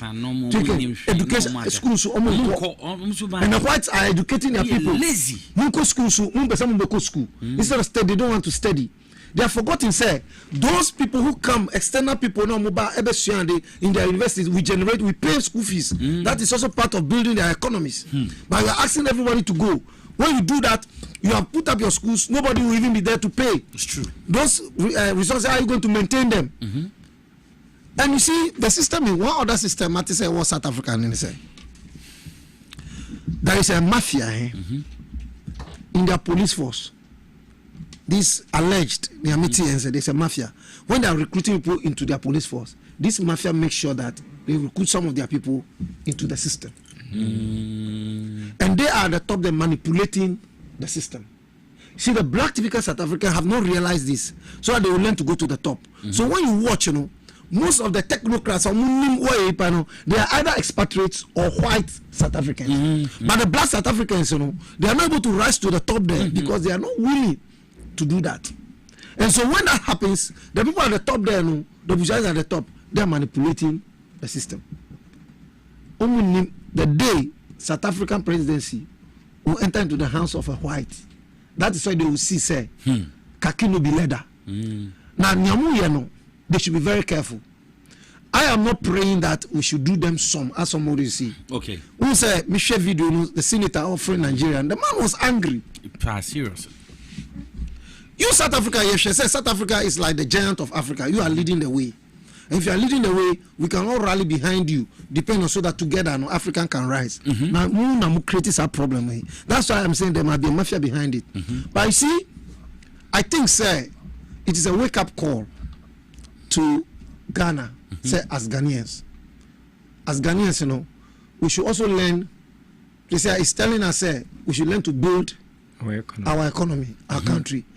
For me, even though we are South Africans in here, no, it's not right. It's unfortunate, bad, you know. I think it should rather spur us up. It should encourage us to take the bull by the horn to say, sir, we now want to focus. We should all come home and come and help this government build Ghana. It should spur us up. It should tell us we can do it. Look, Nico, let me tell you, Sebi, Nico, say, Sika had a better ticket to travel anywhere in the world. By God's grace, you know, I could be able to raise that to travel. But I'm not somebody, I'm a person, me to acquire be I love Ghana. I love it. Say, me Juma Ghana, me car. Me to go acquire there. I could Jimmy before actually exciting and come back. That's the beauty of it. What I say, there are a lot of Ghanaians who are bread or amanonu. They are struggling. They wish say you come back to Ghana, and there are a lot of technocrats outside. And I'm using this platform to appeal to every Ghanaian everywhere. Say, let's all come together. Let's come back home. Let's come together to build this country. Look, we have a lot of professors, renowned professors, who are Ghanaians outside. And some are renowned. When I say renowned, they are leading professors in foreign countries. We have professors of surgery. Those days, Brian sixth form. Now, the father was a professor of surgery in Saudi Arabia those days. Wow. And the man was on Professor Wosono. I mean, today, if so, Otias, you are now, but he's an old man now. Very good. Look at people like Frimpong Boateng. They were in Germany, isn't it? There were a lot of Ghanaians who are holding very good high positions. The day Kofi Annan assumed the position of Secretary General of the United Nations, that I knew Ghana had arrived. There's no position on mine, and we are saying Ghana ni entimi what and holding. We have Ghanaians all those days. Say Uko Bebina say nya anayem pewa briefly. this is Ghana. There is peace in Ghana. Omumbra, those of them who have gone and South Africans say they should come. The little resources now, I mean, I was willing. Let me say, it's unfortunate that some families are going through this, but I don't have one of my me cousin. I am me wafaba or no South Africa. No, say a beautician say, but she returned about 4 years ago. Okoya after 2 years or say. The way I say now, near my cost no buy, and I'm so happy. Say, and you establish business. Nah, but you see, police Ghana need to interview. See, police follow me. Who am trying now? You wait throughout the whole day. Sikana wenyano. Upo ukofi na police for agent now say, bring the money because if you don't bring the money, they will harass you. That they take the money from you. So me or Adam for so for also no shasher na sene e koso no. Omu say don met 2 or 3 days can be doors. That crocra the obabi bo naked. Just say one money sika. Obeka no say all kinds of no, so Oyibi. Why look at this? Because I say be obe ye be who saying and now you have your time here. And I know who back here. If we attack South Africa, also Nigeria focus they will attack South Africa business. Now, girl, you the same girl. I don't know what. If you attack South African businesses, you attack South African churches. Then I ask the question. She doesn't think. You have asked all Ghanaians to come home. They have come home. Now the church is empty. I go to attack an empty church. What I say? I don't know how the reason. Africa is very difficult. I think it's a wake up call. Yeah. And Ayadisiana Ghana for a coil no yesia. Mefi as a minchia Ira Johnson, a Sadun Katia, and this national chairman, I'm in Fenchia Emudoma, the president of the Republic of Ghana. Now, send ye South Africa for Assemi. One, William say colonization of Africa, it has deprived us of self-belief, trusting of ourselves that we believe that we can do it. Therefore, unless we go to somewhere before we can achieve our goal. But most of these countries, Ghana is much better than them. South Africa economy, when we look at our interest rates, our growth rates, and other factors, we are better than them. But Ghana, you dream be say, "Otu kwanko baby and obe succeed." Look at so befe prenua konwa kepe finger. Obefe prenua ke barbering. Obefe prenua ke hairdressing. Obefe prenua ko pamentare. Why don't you do it in Ghana? Why don't you do that in Ghana? Media, I think we should go through psychological reorientation and believe that we can make it in this our country. Because Ghana is progressing. Ghana is going forward. Ghana wasn't like 5 years ago. You were Kufuor Wabese Lubi Wabe Bioko. You were Mahama Bananida, so the near bread in Dane or the man ABC baby effeta. And each one of us should put our hands on the wheel and ensure that we develop our country. They say, you better call a cruel exercise South Africa. Togo, Kragan, and Togo. Kragan. We called Togo last 2 weeks. Well, me no said me crano said Togo, maybe I say Africa, then we are working among ourselves. That is what we are encouraging. The point but is, I get the context now. Or the fiber a bill dream say Nipa obe when you Juma Ghana or a big quiet bank of Kwabuchi. A big call US, not the Bridge. Obi call US, no TTB. Obi call UK. Meti sorry lady be UK, not that calm. What is your problem? Send me person me too kind. It is a mentality. Me say be a banker or on a business or Ghana or two business no just me cover. I think that we should do mental orientation. Why?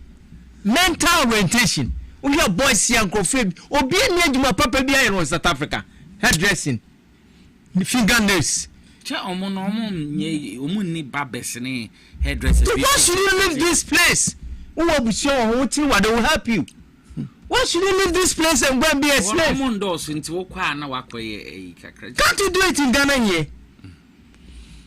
Media, what I mean is, we should reorient our thinking. So we can make it better in Ghana rather than always traveling to outside Ghana and become a slave. Look at a country like Cambodia, cross to Ghana for Cambodia. Why did our missions actually repatriate about 76 people? The statement is there. Cambodia.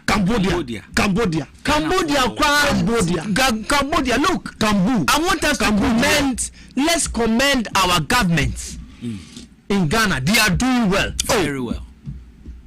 Akufo-Addo came to mess up, but even messing up, some of the ministers were doing their part.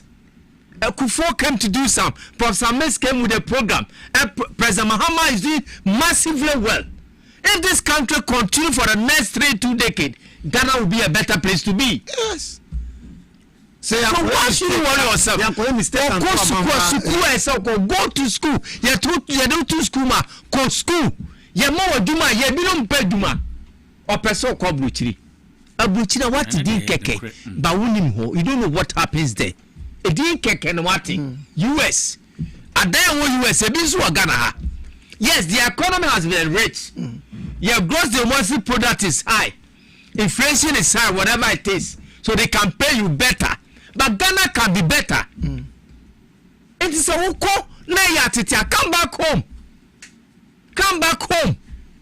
Don't allow people like South Africa to mess you up. Me say me call Togo. Me hear omu krowe na Ghana ni ti say what are you doing here? Ono kro mu nchira ho. There is nothing in that country. It's Ghana need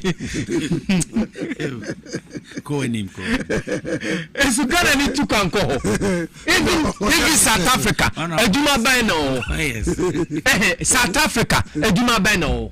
Look at the way they are messing. Look, you are saying the future. I'm telling you, market. The white will take over South Africa. But I've told you again. They will take over because when they take it, to be well for the black. Because they're thinking.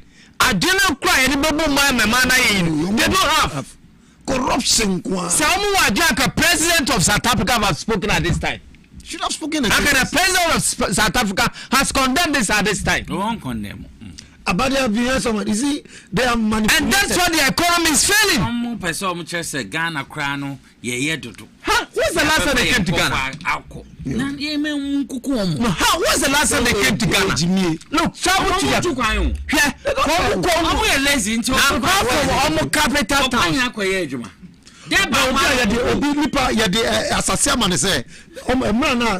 Mandela they negotiate to some of the farmlands and the Mamu. And they give them money to transfer. When the first money came now, they started enjoying, marrying more wives. And then you know what they said? They told her, did we ask you that we want to be farmers? Just look at this. Yes, I mean, I don't know. But maybe program they said Durban is star state, and you say. Bibi wonu bibi no ko e wonu zulu free na egu ho enti media Durban Joburg media because of time wanna catch because of time rate was so let me take opportunity and appeal to our brothers and sisters in Ghana here. You can make it. Nyame be show some of our brothers are finding it tough, even daily bread cry day. But I think our government are doing their best and we should continue doing our best. Let me take the platform and tell my government that Aboso Grass Factory, ye beer, nipa betumi ye juma ho. Bonsa Tie Factory. Ye betumi ye beer. Yes. Commander Sugar Factory. We are working hard on those things that Nkrumah started that make Ghana a beacon of development. We can tackle them. Yes. We have that kind of fine economic development, business environment. We can tackle them. Walugu. Even shipyard. It's just saying penny for. Let's tackle this industry, just to give places to our people. Now that GM Bank also has come back. GM Bank have come. But this thing I want to talk about the art of the Bank of Ghana. Say you are going back to the court and tell what do you want to do? They are going back to court. What do you want to do? They want to still close. OBA Bank. Forget. OBA Bank. But we are having. Well, it affects my government. It goes against the job of my government. You see, Obi big bank wa fa Ghana for. Or now can say to Omuka, what's in Megunu? If compliance order, why don't you compare them to be on lane and let them keep on working? So it's a good bank, no. Yeah, they are called back court to Sunni America. Say, I'm going back to Supreme Court. Go. Ebema Ejuma, go. Let them go to the Supreme Court. Do you know why Ghana is not? When you be Bobby, BJ, obey yeah. What's up? Go to Supreme Court. Go. Ebema ni senior 8 years. Stop. Adebakwa as Africa. Ebema ni senior 8 years. Ebema ni senior 60 years for Ghana. Go Supreme Court. I heard it. I didn't follow it. No, say no there. Maybe they are trying. Abambia bawo be good anima si wa say nyema. Anyamia dom president Mahama wan fan dan say OPDM bago. They went to the law process. No, so Nino. We are going back to fight against. You are fighting against job creation. No, let's. You are fighting against people daily bread. No, I believe, sir. You are fighting against NDC government. See a lawyer. I believe, sir. I believe, sir. The Bank of Ghana has a right to appeal. Let them appeal. Let the Supreme Court bring a closure to this case. I know. Wait. I know what I say. So that nobody ever can say. Number two, Adebakwa me can say Nico. One reason Emma yen developing on my say, and one of the mistakes is also coming from our leaderships. We are focusing so much on academic education, forgetting about what a skills development, TVET. But thank God, Mama almost started TVET and converted the polytechnics in technical university with TVET. They are coming to increase. I mean, we are focusing more into TVET, and that will develop this country. Because she has had ever buying. And I believe say skills or South African medicines anyway, they will add value to those things. One who share. Nico, I'm saying this on this platform, and I think our artisans as Ghanaians must learn this. We share Togo. No, we are artisans. They are very good because they train the POP. Ceiling pre-OP. Which I say. And they might be brave. And I believe say our people should also learn. They should learn some of these things. They are very good. The measure anyway account. Ghanaians can, but they are not the finishing. Until let's learn those things and develop our country. And that is why for me, Abaya Basu say we are doing so well. Wow, people were laughing at us for guessing that is promoting agriculture. If we're able to grow these things ourselves, we don't import chicken.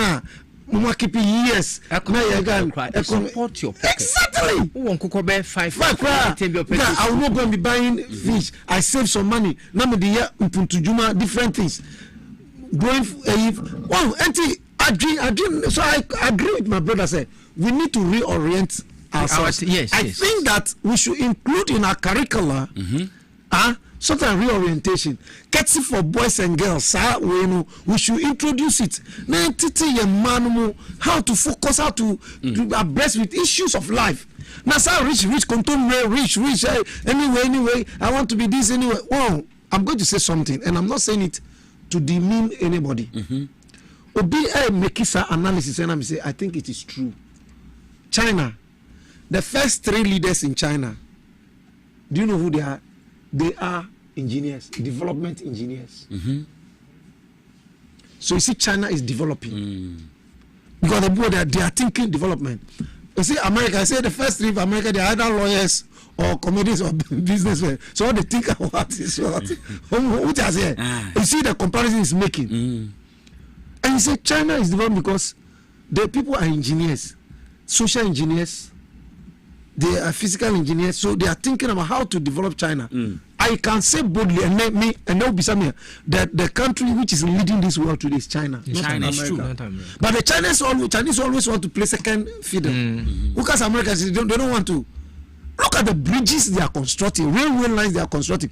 There was a railway line a railway line they wanted to construct in America about some 18. It took 18 years till today, since 2008 till today, they are still thinking how to go about it. By China, within that year, China has constructed over 4,200 railway lines. And we are saying, and I think we need to reorient ourselves now. Moving forward. And for me, sounds xenophobic when it's unfortunate. I condemn it, on certain terms. and I do not want us to also retaliate. No, but I think, we shouldn't. As Ghanaians, we should see it as a wake-up call to ourselves. Let's also remain in our country and develop our country. Opportunities may come to go and work outside. Go back when you gain experience. Come back to it. Yo, what the home 88 power 97.9 FM we TV XYZ. The stay back and stay safe campaign.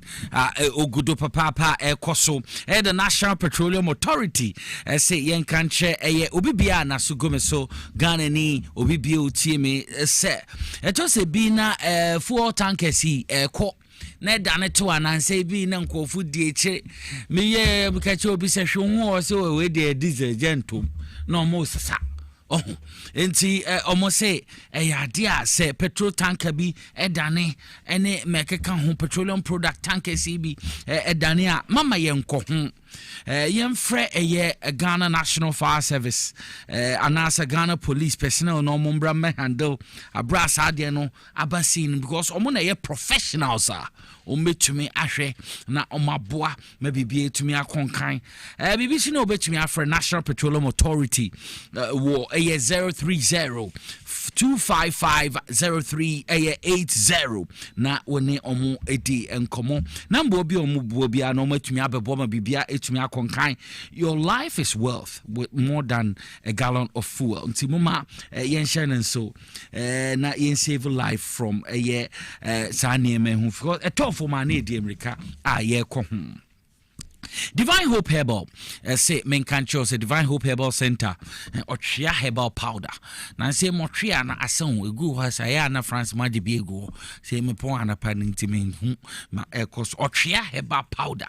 No Chia Herbal Powder bema na oba koko hawa bunye bia eboye papa bema no ba osisi ye wo ya ebeboa sa so na why embre wo mpema wo low libido stroke how stomach ulcer yem kro ana oba wo bu nsa wo hu ni ye Camfo Divine Hope herbal omodre friend otria herbal powder ede amawie pa sachet into sachet no wonya warm water kakra na say esi kubensuo mebwana kubensuo wonso wonya kubensuo so a no the sachet kakra go kubensuo no mu wastel kakra na wabono goma anapa ne anibre be pa cho bebre you are good to go no so wompo esisi so enti anya na wo Gapson Pharmacy wo Kofordua sunya cap herbal sunya House of Drugs or Ashama Boachi and so Kepco and a Boachi Herbal Tema and Sana PK Gambela also a Tamalena will be a 20 Drubia 0591 565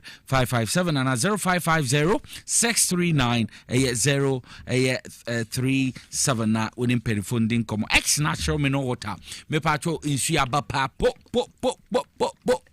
me to kwan a salad day na nkofo bi sam na ex na chairman na what ye and new me patcho your 350 ml your 500 ml 350 nice aboard we your 500 ml na was 750 ml ex na chairman na water enya na wo drama so me patcho pese wo betu bi koton a akra ye wo osu abebrese street XYZ broadcast ya himfie ha brana begibie na me patcho bebre wo so kotu ton anase koto benya mfa so de bebre wobedin ebusuafo no so betumi agibie kosi fie na manom na kakrakra wo ye party family celebration occasion bia make am for X natural mineral water edi amount kama pa na bibia etumi akonkan wobetumi afra factory na factory bro bi 0596 273546 0596 2735 47 X natural mineral water simply natural.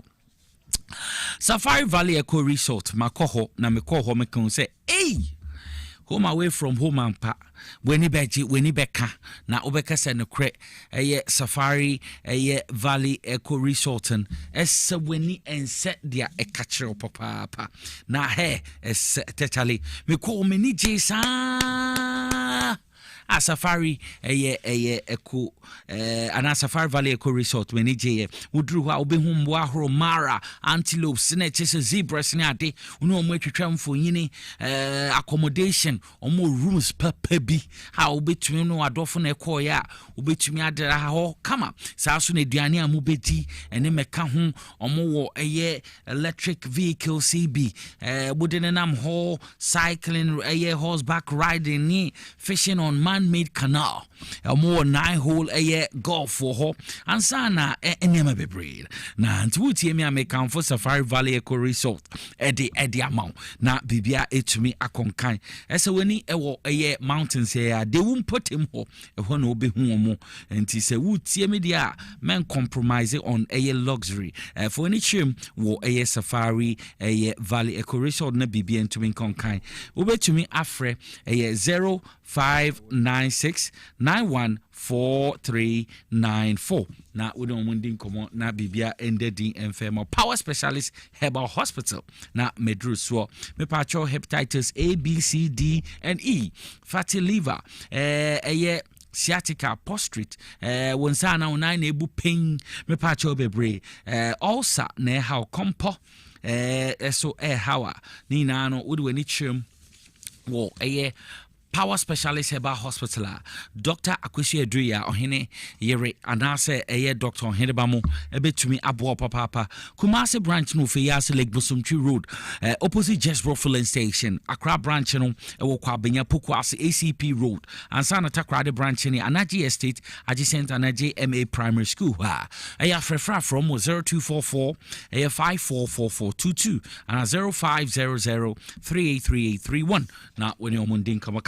na bibia entumi enkonkai Medimosis say ode Medimosis lift kit capsules de abadwaman so eboa ye liver ni ye bon ho ban anadwe didie ene niam bia ye na etase bia embo ye liver no kra wunye bi no ma ebebo herbal supplement so a boost immune system no ma ebon ho ban fi yare ahuri na unti be kamfo Medimosis lift kit capsules no e de amaw enya na organ ha bibia ye ton aduro bia open one maybe 0244 06 8447. Take care of your liver, take care of your health. Lift Kit capsules cleanse your body, refreshing your life. Na so bibia entumi enda edinsa. Mamenfa happy birthday in Fema, your head of engineering department technical Mr. Kelvin Asante also na oye producer edema inside politics jumedi nti so hu say betena hakasa papa o share o produce ono no head of technical department o produce inside politics ono no daso no your friend Mr. Kelvin Asante nti Mr. Kelvin Asante mo happy birthday to you. Happy birthday to you.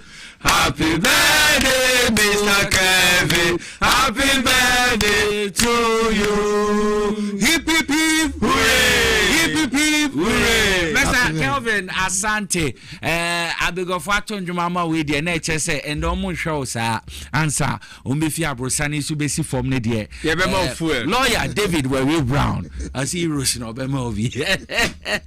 Enti osabeka. Mama for happy birthday biom emfema Mr. Julius Nikwe kwete yencheche and papa dodo na friend Logas ono no esi wodima DVLA ye man happy birthday. Hey. Happy birthday. Okay. Nti Logas na dodo na for you boy. So nya na wa ha ono no ye si wodima vice chairman former still no your former current vice chairman de ma Goleboti constituency wa ha ni fia na ye we nti betene no Julius Nikwe kwete no na eti si wo de ma DVL wamasi wo adwuma na de no hwe hawa wa left DVL adwuma na me ragana ha mako Bono region Bono East ahafo me ko Western mako Central ene me kan offices ahro de abem na me kwa denta ho a omo ye adwuma 24 hours so time bi obeko bia na omo bo adwuma nti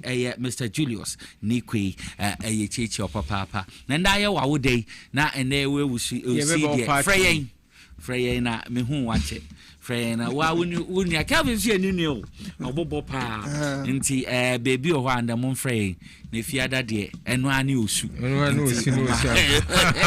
Friday eno ani osu nti eya mo nkaka ma menchia Sheikh Issa Taylor ono no ye member of parliament de ma Takwanswayem constituency what do you say 28 years ni na anya dia no go area ma NDC but Issa Taylor obabaji seat no says ya me aware pa says ya de me say akwa reference if you don't pay MP no we see no cry duka we see no say see keti amo oye Muslim na wo hwe kwan a Saleh okun ntwa ho nipa ba fie ho obia ese weni honorable Issa Taylor we bombastic we brutal we classic enti baby I will be honorable Issa Taylor or a champion echiao Jani Takwanswayem anana ye no go ma NDC what Jani Takwanswayem so betina so atete say na spam Katie Hammond no enti ye bo wabaso hwe ha obi edi papa no dance pa obi edi da papa no serious enti honorable Issa Taylor Sheikh mamembo wabaso deserve papa make na chairman Dan Ladi ono so obo ejuma papa constituency enti mamu Barkade Sala chairman ono do Kodin Kumasi ansa na Takwajata Ali ono so eseweni Takwajata enye is incoming deputy organizer Takwanswayem na week Issa le medine Takwa taso no Muspaka mediema CEO or a champion. You say omo coronation Wednesday no Saladano wo TNA Park hona omo na Ghana Premier League ekukuru etitu bebre invite me to Osemeko etitu bebre na buy no so wahye say omagen 4 times this time around they will be making impact for African Champions League because adiba kwa Ghana yenya ade no iti Muspaka oye mediema CEO we a champion we a brutal we a waga yechechi opapa ansa na chairman so force man aboso mechechi wo information about chede no chairman de la mechechi opapa wo mumbo adwuma wa aboso ne important ansa na nua Agbanyaga Ebenezer Agbanyaga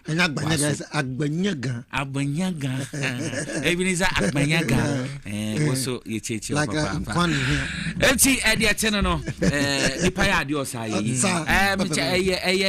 deputy CEO de Mato honorable Mustafa Saleh Drusa mamente wonka ese mentation na so bolo no so kwa na elije so mo na num pie bo na we na e black John do bi anso da no na sa chresa eyejuma yes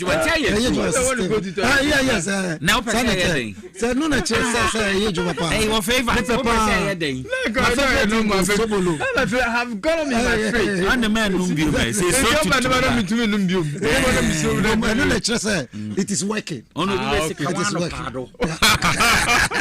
it is working on the lighter note mami chana na Sakumba also wo dua nkwanta or champion spiritualist yanko yenima yenhwe MTN momo transfer fees ya buy minority so kase bebre I say momo fees say Bank of Ghana suspended so minority go so ba say settings in me ka lawyer ma me shaso ho niko no me nka ho nsam bebre fee biaba Bank of Ghana say say it is not right. So let's suspend it. And it is not government na buy. You see private firm be na JJ. Government say as the Bank of Ghana say they are suspended. So when so you want to come with the Nico, I think say some of these things, we should not even be giving them credit. Not so that people who think that was the case. Only my opinion making sorry and your mind or anyway. Just to throw that in the eyes of people. Was it passed in Parliament? So the government wants to introduce all the Beko Parliament. I didn't call Parliament a private individual be now a suspended we see I mean let's ignore some of these and somewhere I mean I don't want us to talk so much about Sanyamawi because Moody levy biaba private firm be person charge a say suspend this thing people say let's do consultation. I think that for me, Nico, this thing we don't need to give it credit. To fangu baby, so that the more we talk about it, the more people will think say, hey, I buy a person or the but this propaganda must stop. So we here, I would be castigating NDC government under John Mahama. They should shut up. Me feel say, na opposition they are busybody. But someone who said before we have fees and levy committee.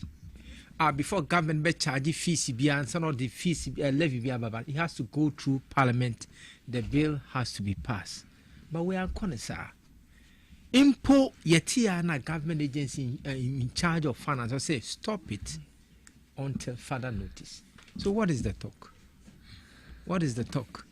NTM said the opposition wants something. Omo pe bibiaka. Omo passing bia magana fatu omuka. Enti no omo yede sa. Na minjina so enfe nchia ma man kribi ohwe mo oboase. Ankra chia. Ose ohwe me. Na madam for being so odoko. Jadi yenwie. What sends the message there? Edem maminchi okra na ye. Edem maminchi okra. Was I the lawyer name can or you yes or no? Okay, Chiona Yoko. Fees and levy no. It is not passed. Ghana we go by the rules of laws. Parliament now we are committee in charge of fees and levies. They haven't made any decision in that order. It is Mama a sleeping dog lies in that order. Okay, law to Jumedian so I share the state of economy and way forward. Yeah. As is here to say Nico. Is IMF conditionalities being I won't say construction works a call my so we be a cost we say we cannot say we are doing 100%, but the government is on its track. Nico, share. Sir, recently I did some CFD plane because over 300 people in South Africa by and Kakufa the government they will take levy on the evacuation levy. Serious. I'm not taxing Ghanaians at evacuation levy, but we didn't do that. Ghanaians have been brought. It's part of good governance. Road construction, be there, interest rates are coming down. Because these days, text message, do you want a loan? You are a government worker, do you want a loan? Banks need this is good governance. Once the people even have a confidence in the judiciary today, once there's a judgment, no, Ghanaians are not talking. It's only MPP. If it favors them, they say, the judges are doing well. And call Mulaya, then they want to raise issues. Nico, the economic indicators are there. We have exited what? IMF. And we are moving on course. Most of the development agenda, big push agenda now, Yankoji loan and free amanoniu. Locally generated money. And yet. Over 30 billion. Nico, who share recruitment exercise recently? Nurses, they are opening the recruitment. Teachers, the same thing. Security agencies, they have even increased the number to recruit. Recently, universities in so the finance minister, Omar McLaren, said they should recruit what? More lecturers and administrative staff. So we any good governance and now good economic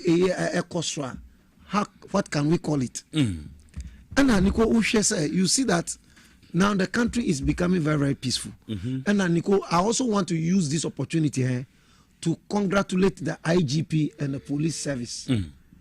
Me can use be soldiers be any police for be people somewhere the military now they've been robbing people of gold, money, and all this. And because we have proper security in place, they have been arrested. What I say? So for me, it is not about just economic. The economy is doing very well in the area of what sports and so. Hereby I say I qualify for World Cup. And then time I'm gonna qualify for World Cup. But you see, we have to check something. GFA, they should not be pouring dust into the progress of our sporting activities in this country. Ket Okreku, whatever his name is. They should stop doing politics, doing those discrimination with the Ghanaian politics. And from player Biana. Me player Nico me opportunity sports minister. We can create a parallel FA aside the GFA. And that will be run by government. The antenna when you agree. Na nyam kwasa sem na ekoso GFA no. Nya wotre. They no ekoso ho. Nico member who say any sports asem na who can na me person. Omo jan kwasa asem no. What I say? There are some experienced players who must go to World Cup. They didn't call them. Look, the day are you should have been there. Who do you say are dropping? We pray. We present. The team could do some team say. The match day. On the team we say Nico Tubu. The team says only first 2 matches not to member. Oh, but yeah, I will say we will not go beyond. We want the first 2 matches. Debbie, are you more the GFA no? Are they more specialized than Nipani team now? Roger Miller 40 years, 41 years. They went to World Cup and they were playing because they want to feel their people. No more you microphone be to change. No more some munjai because omujin some yana yakoka bank na see FIFA will ban. Nico, if I'm my way, we should form a parallel FA. We'll be run. I think I think Kenya also they are doing it, so that we have government FA, GF and Sunye way. We will all be playing, managing it. Government to control it. We are giving you money. Government supports. Then they are using the players for money. Anyway, when we are talking about progressive as a nation. Kudus, look, a player from a team will be the first to be protecting their player. Kudus,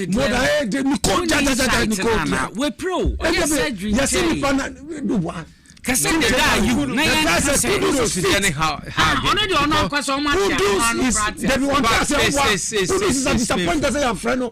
Yes, he's not happy. No, on price. Surgery. Nico, years who purchase. Nico purchase.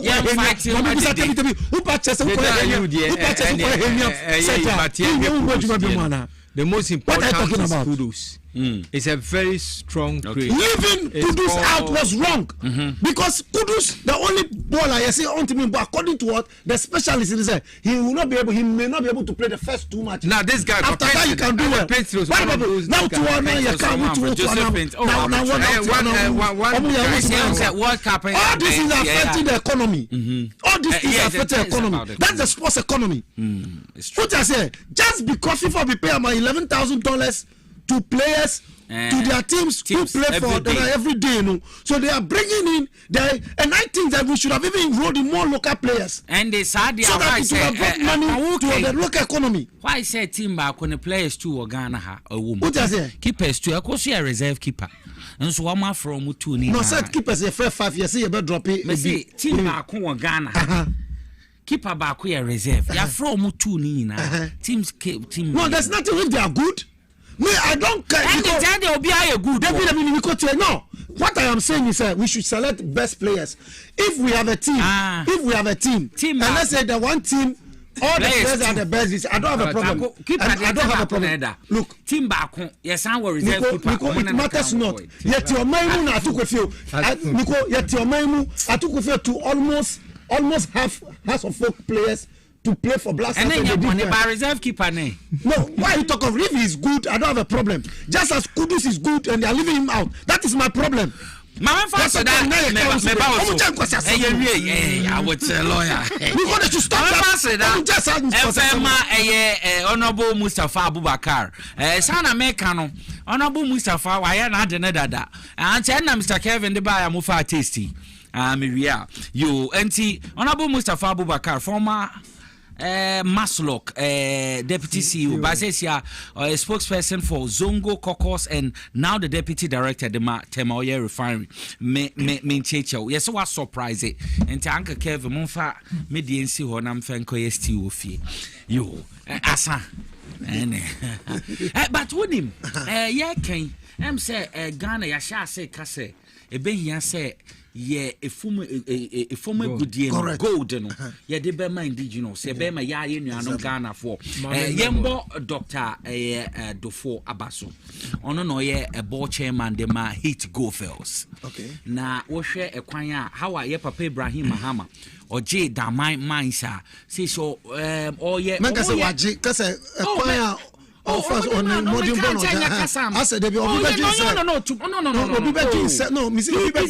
Yes, former president. Yeah, dear mano. Yeah, dear mano. Former governor, yes. Or they who develop. He deserved it. And you say, Yambo, Dr. Dufoso, and then the Heat Go for Sabaso.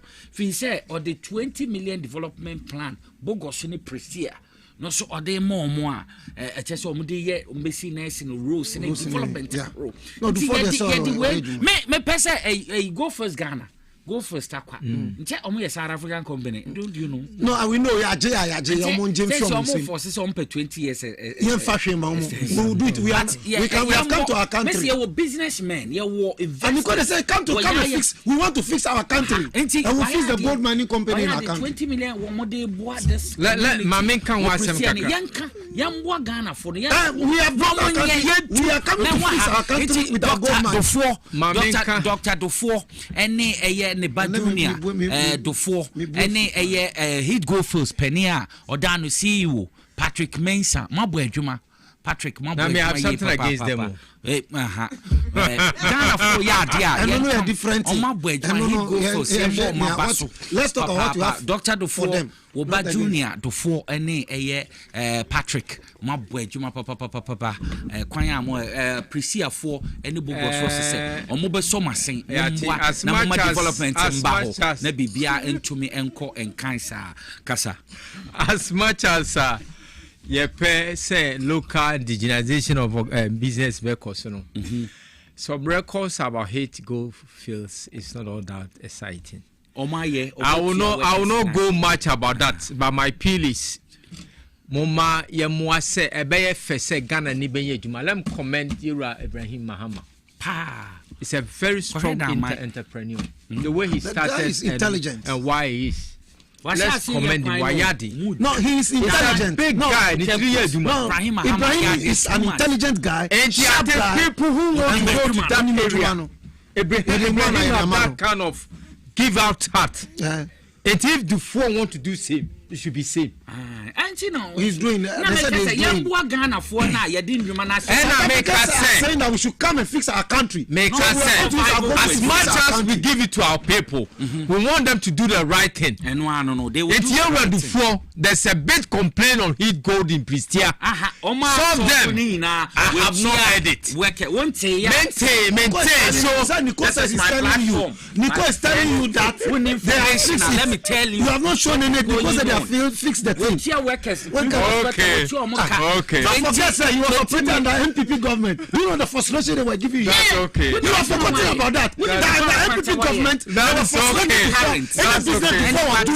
were frustrating so that he couldn't pay his workers. They were frustrating to force business.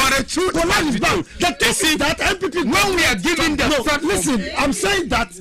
If you are something against Dufour, it's different. But I'm telling you that Dufour, if he had any problem, was because MPP government was frustrating his businesses. That's okay. Now we are in power. He has fixed everything and he's mining. Let's allow them to mine, and they're doing well. That's good. South Africans have told us that we should come to Ghana and fix our country. So we have come. We will give our gold mines to Ghanaians to fix our country. So, Yembo, South Africa,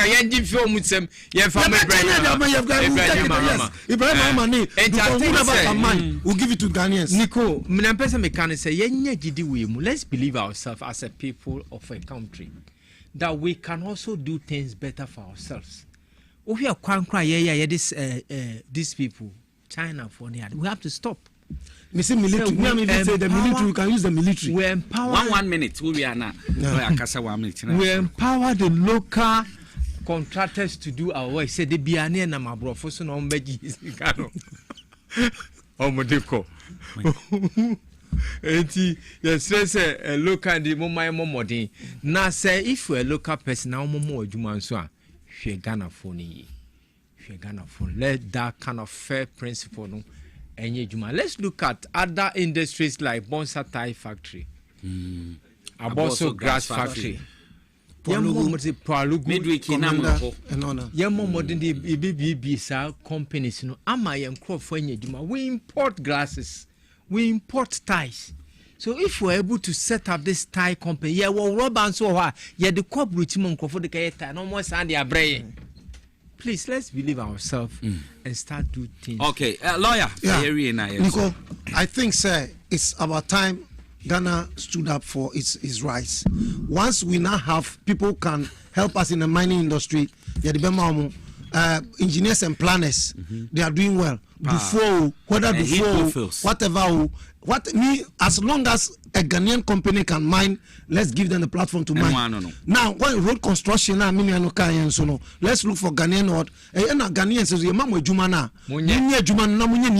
so that you can progress anyway. We're in this country, Ali Muhammad and Co. We're getting World Bank road construction. We're doing it very well.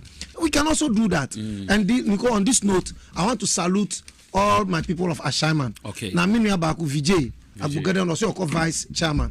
Or no FS or me. Okay. And I know his work that he has done. And for him, I can declare support him very well. There's also another guy, Potosu Michelle. He will be my campaign member, supporting me. And your friend account. Contesting? I'm not contesting. I'm going to contest primary when the time comes and God gives me MPship. And if God gives me the green light, because Ashama needs to change. Ashama must fund or Ashama fund in Tuma Paede and yes, primaries.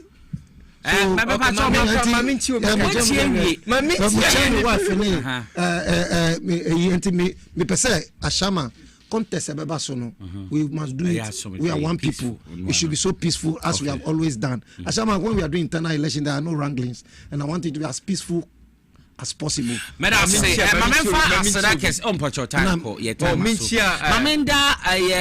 lawyer Wery Brown, I say, or a senior lecturer ATU, Menda comrade, Evans Amo, or a member of the NDC communication team, Menda Omasi, Papa, Menda production team, Nina, say, Mehosa and Damari Nampa, Monfa Midi and Jame, Minja or Munas, Wuso Wolfie or Shay, Wauti, Menda Munas, Yama Musi, a crack of Fidako, at the news are more de on any bar, the pride of co, Yenia bar,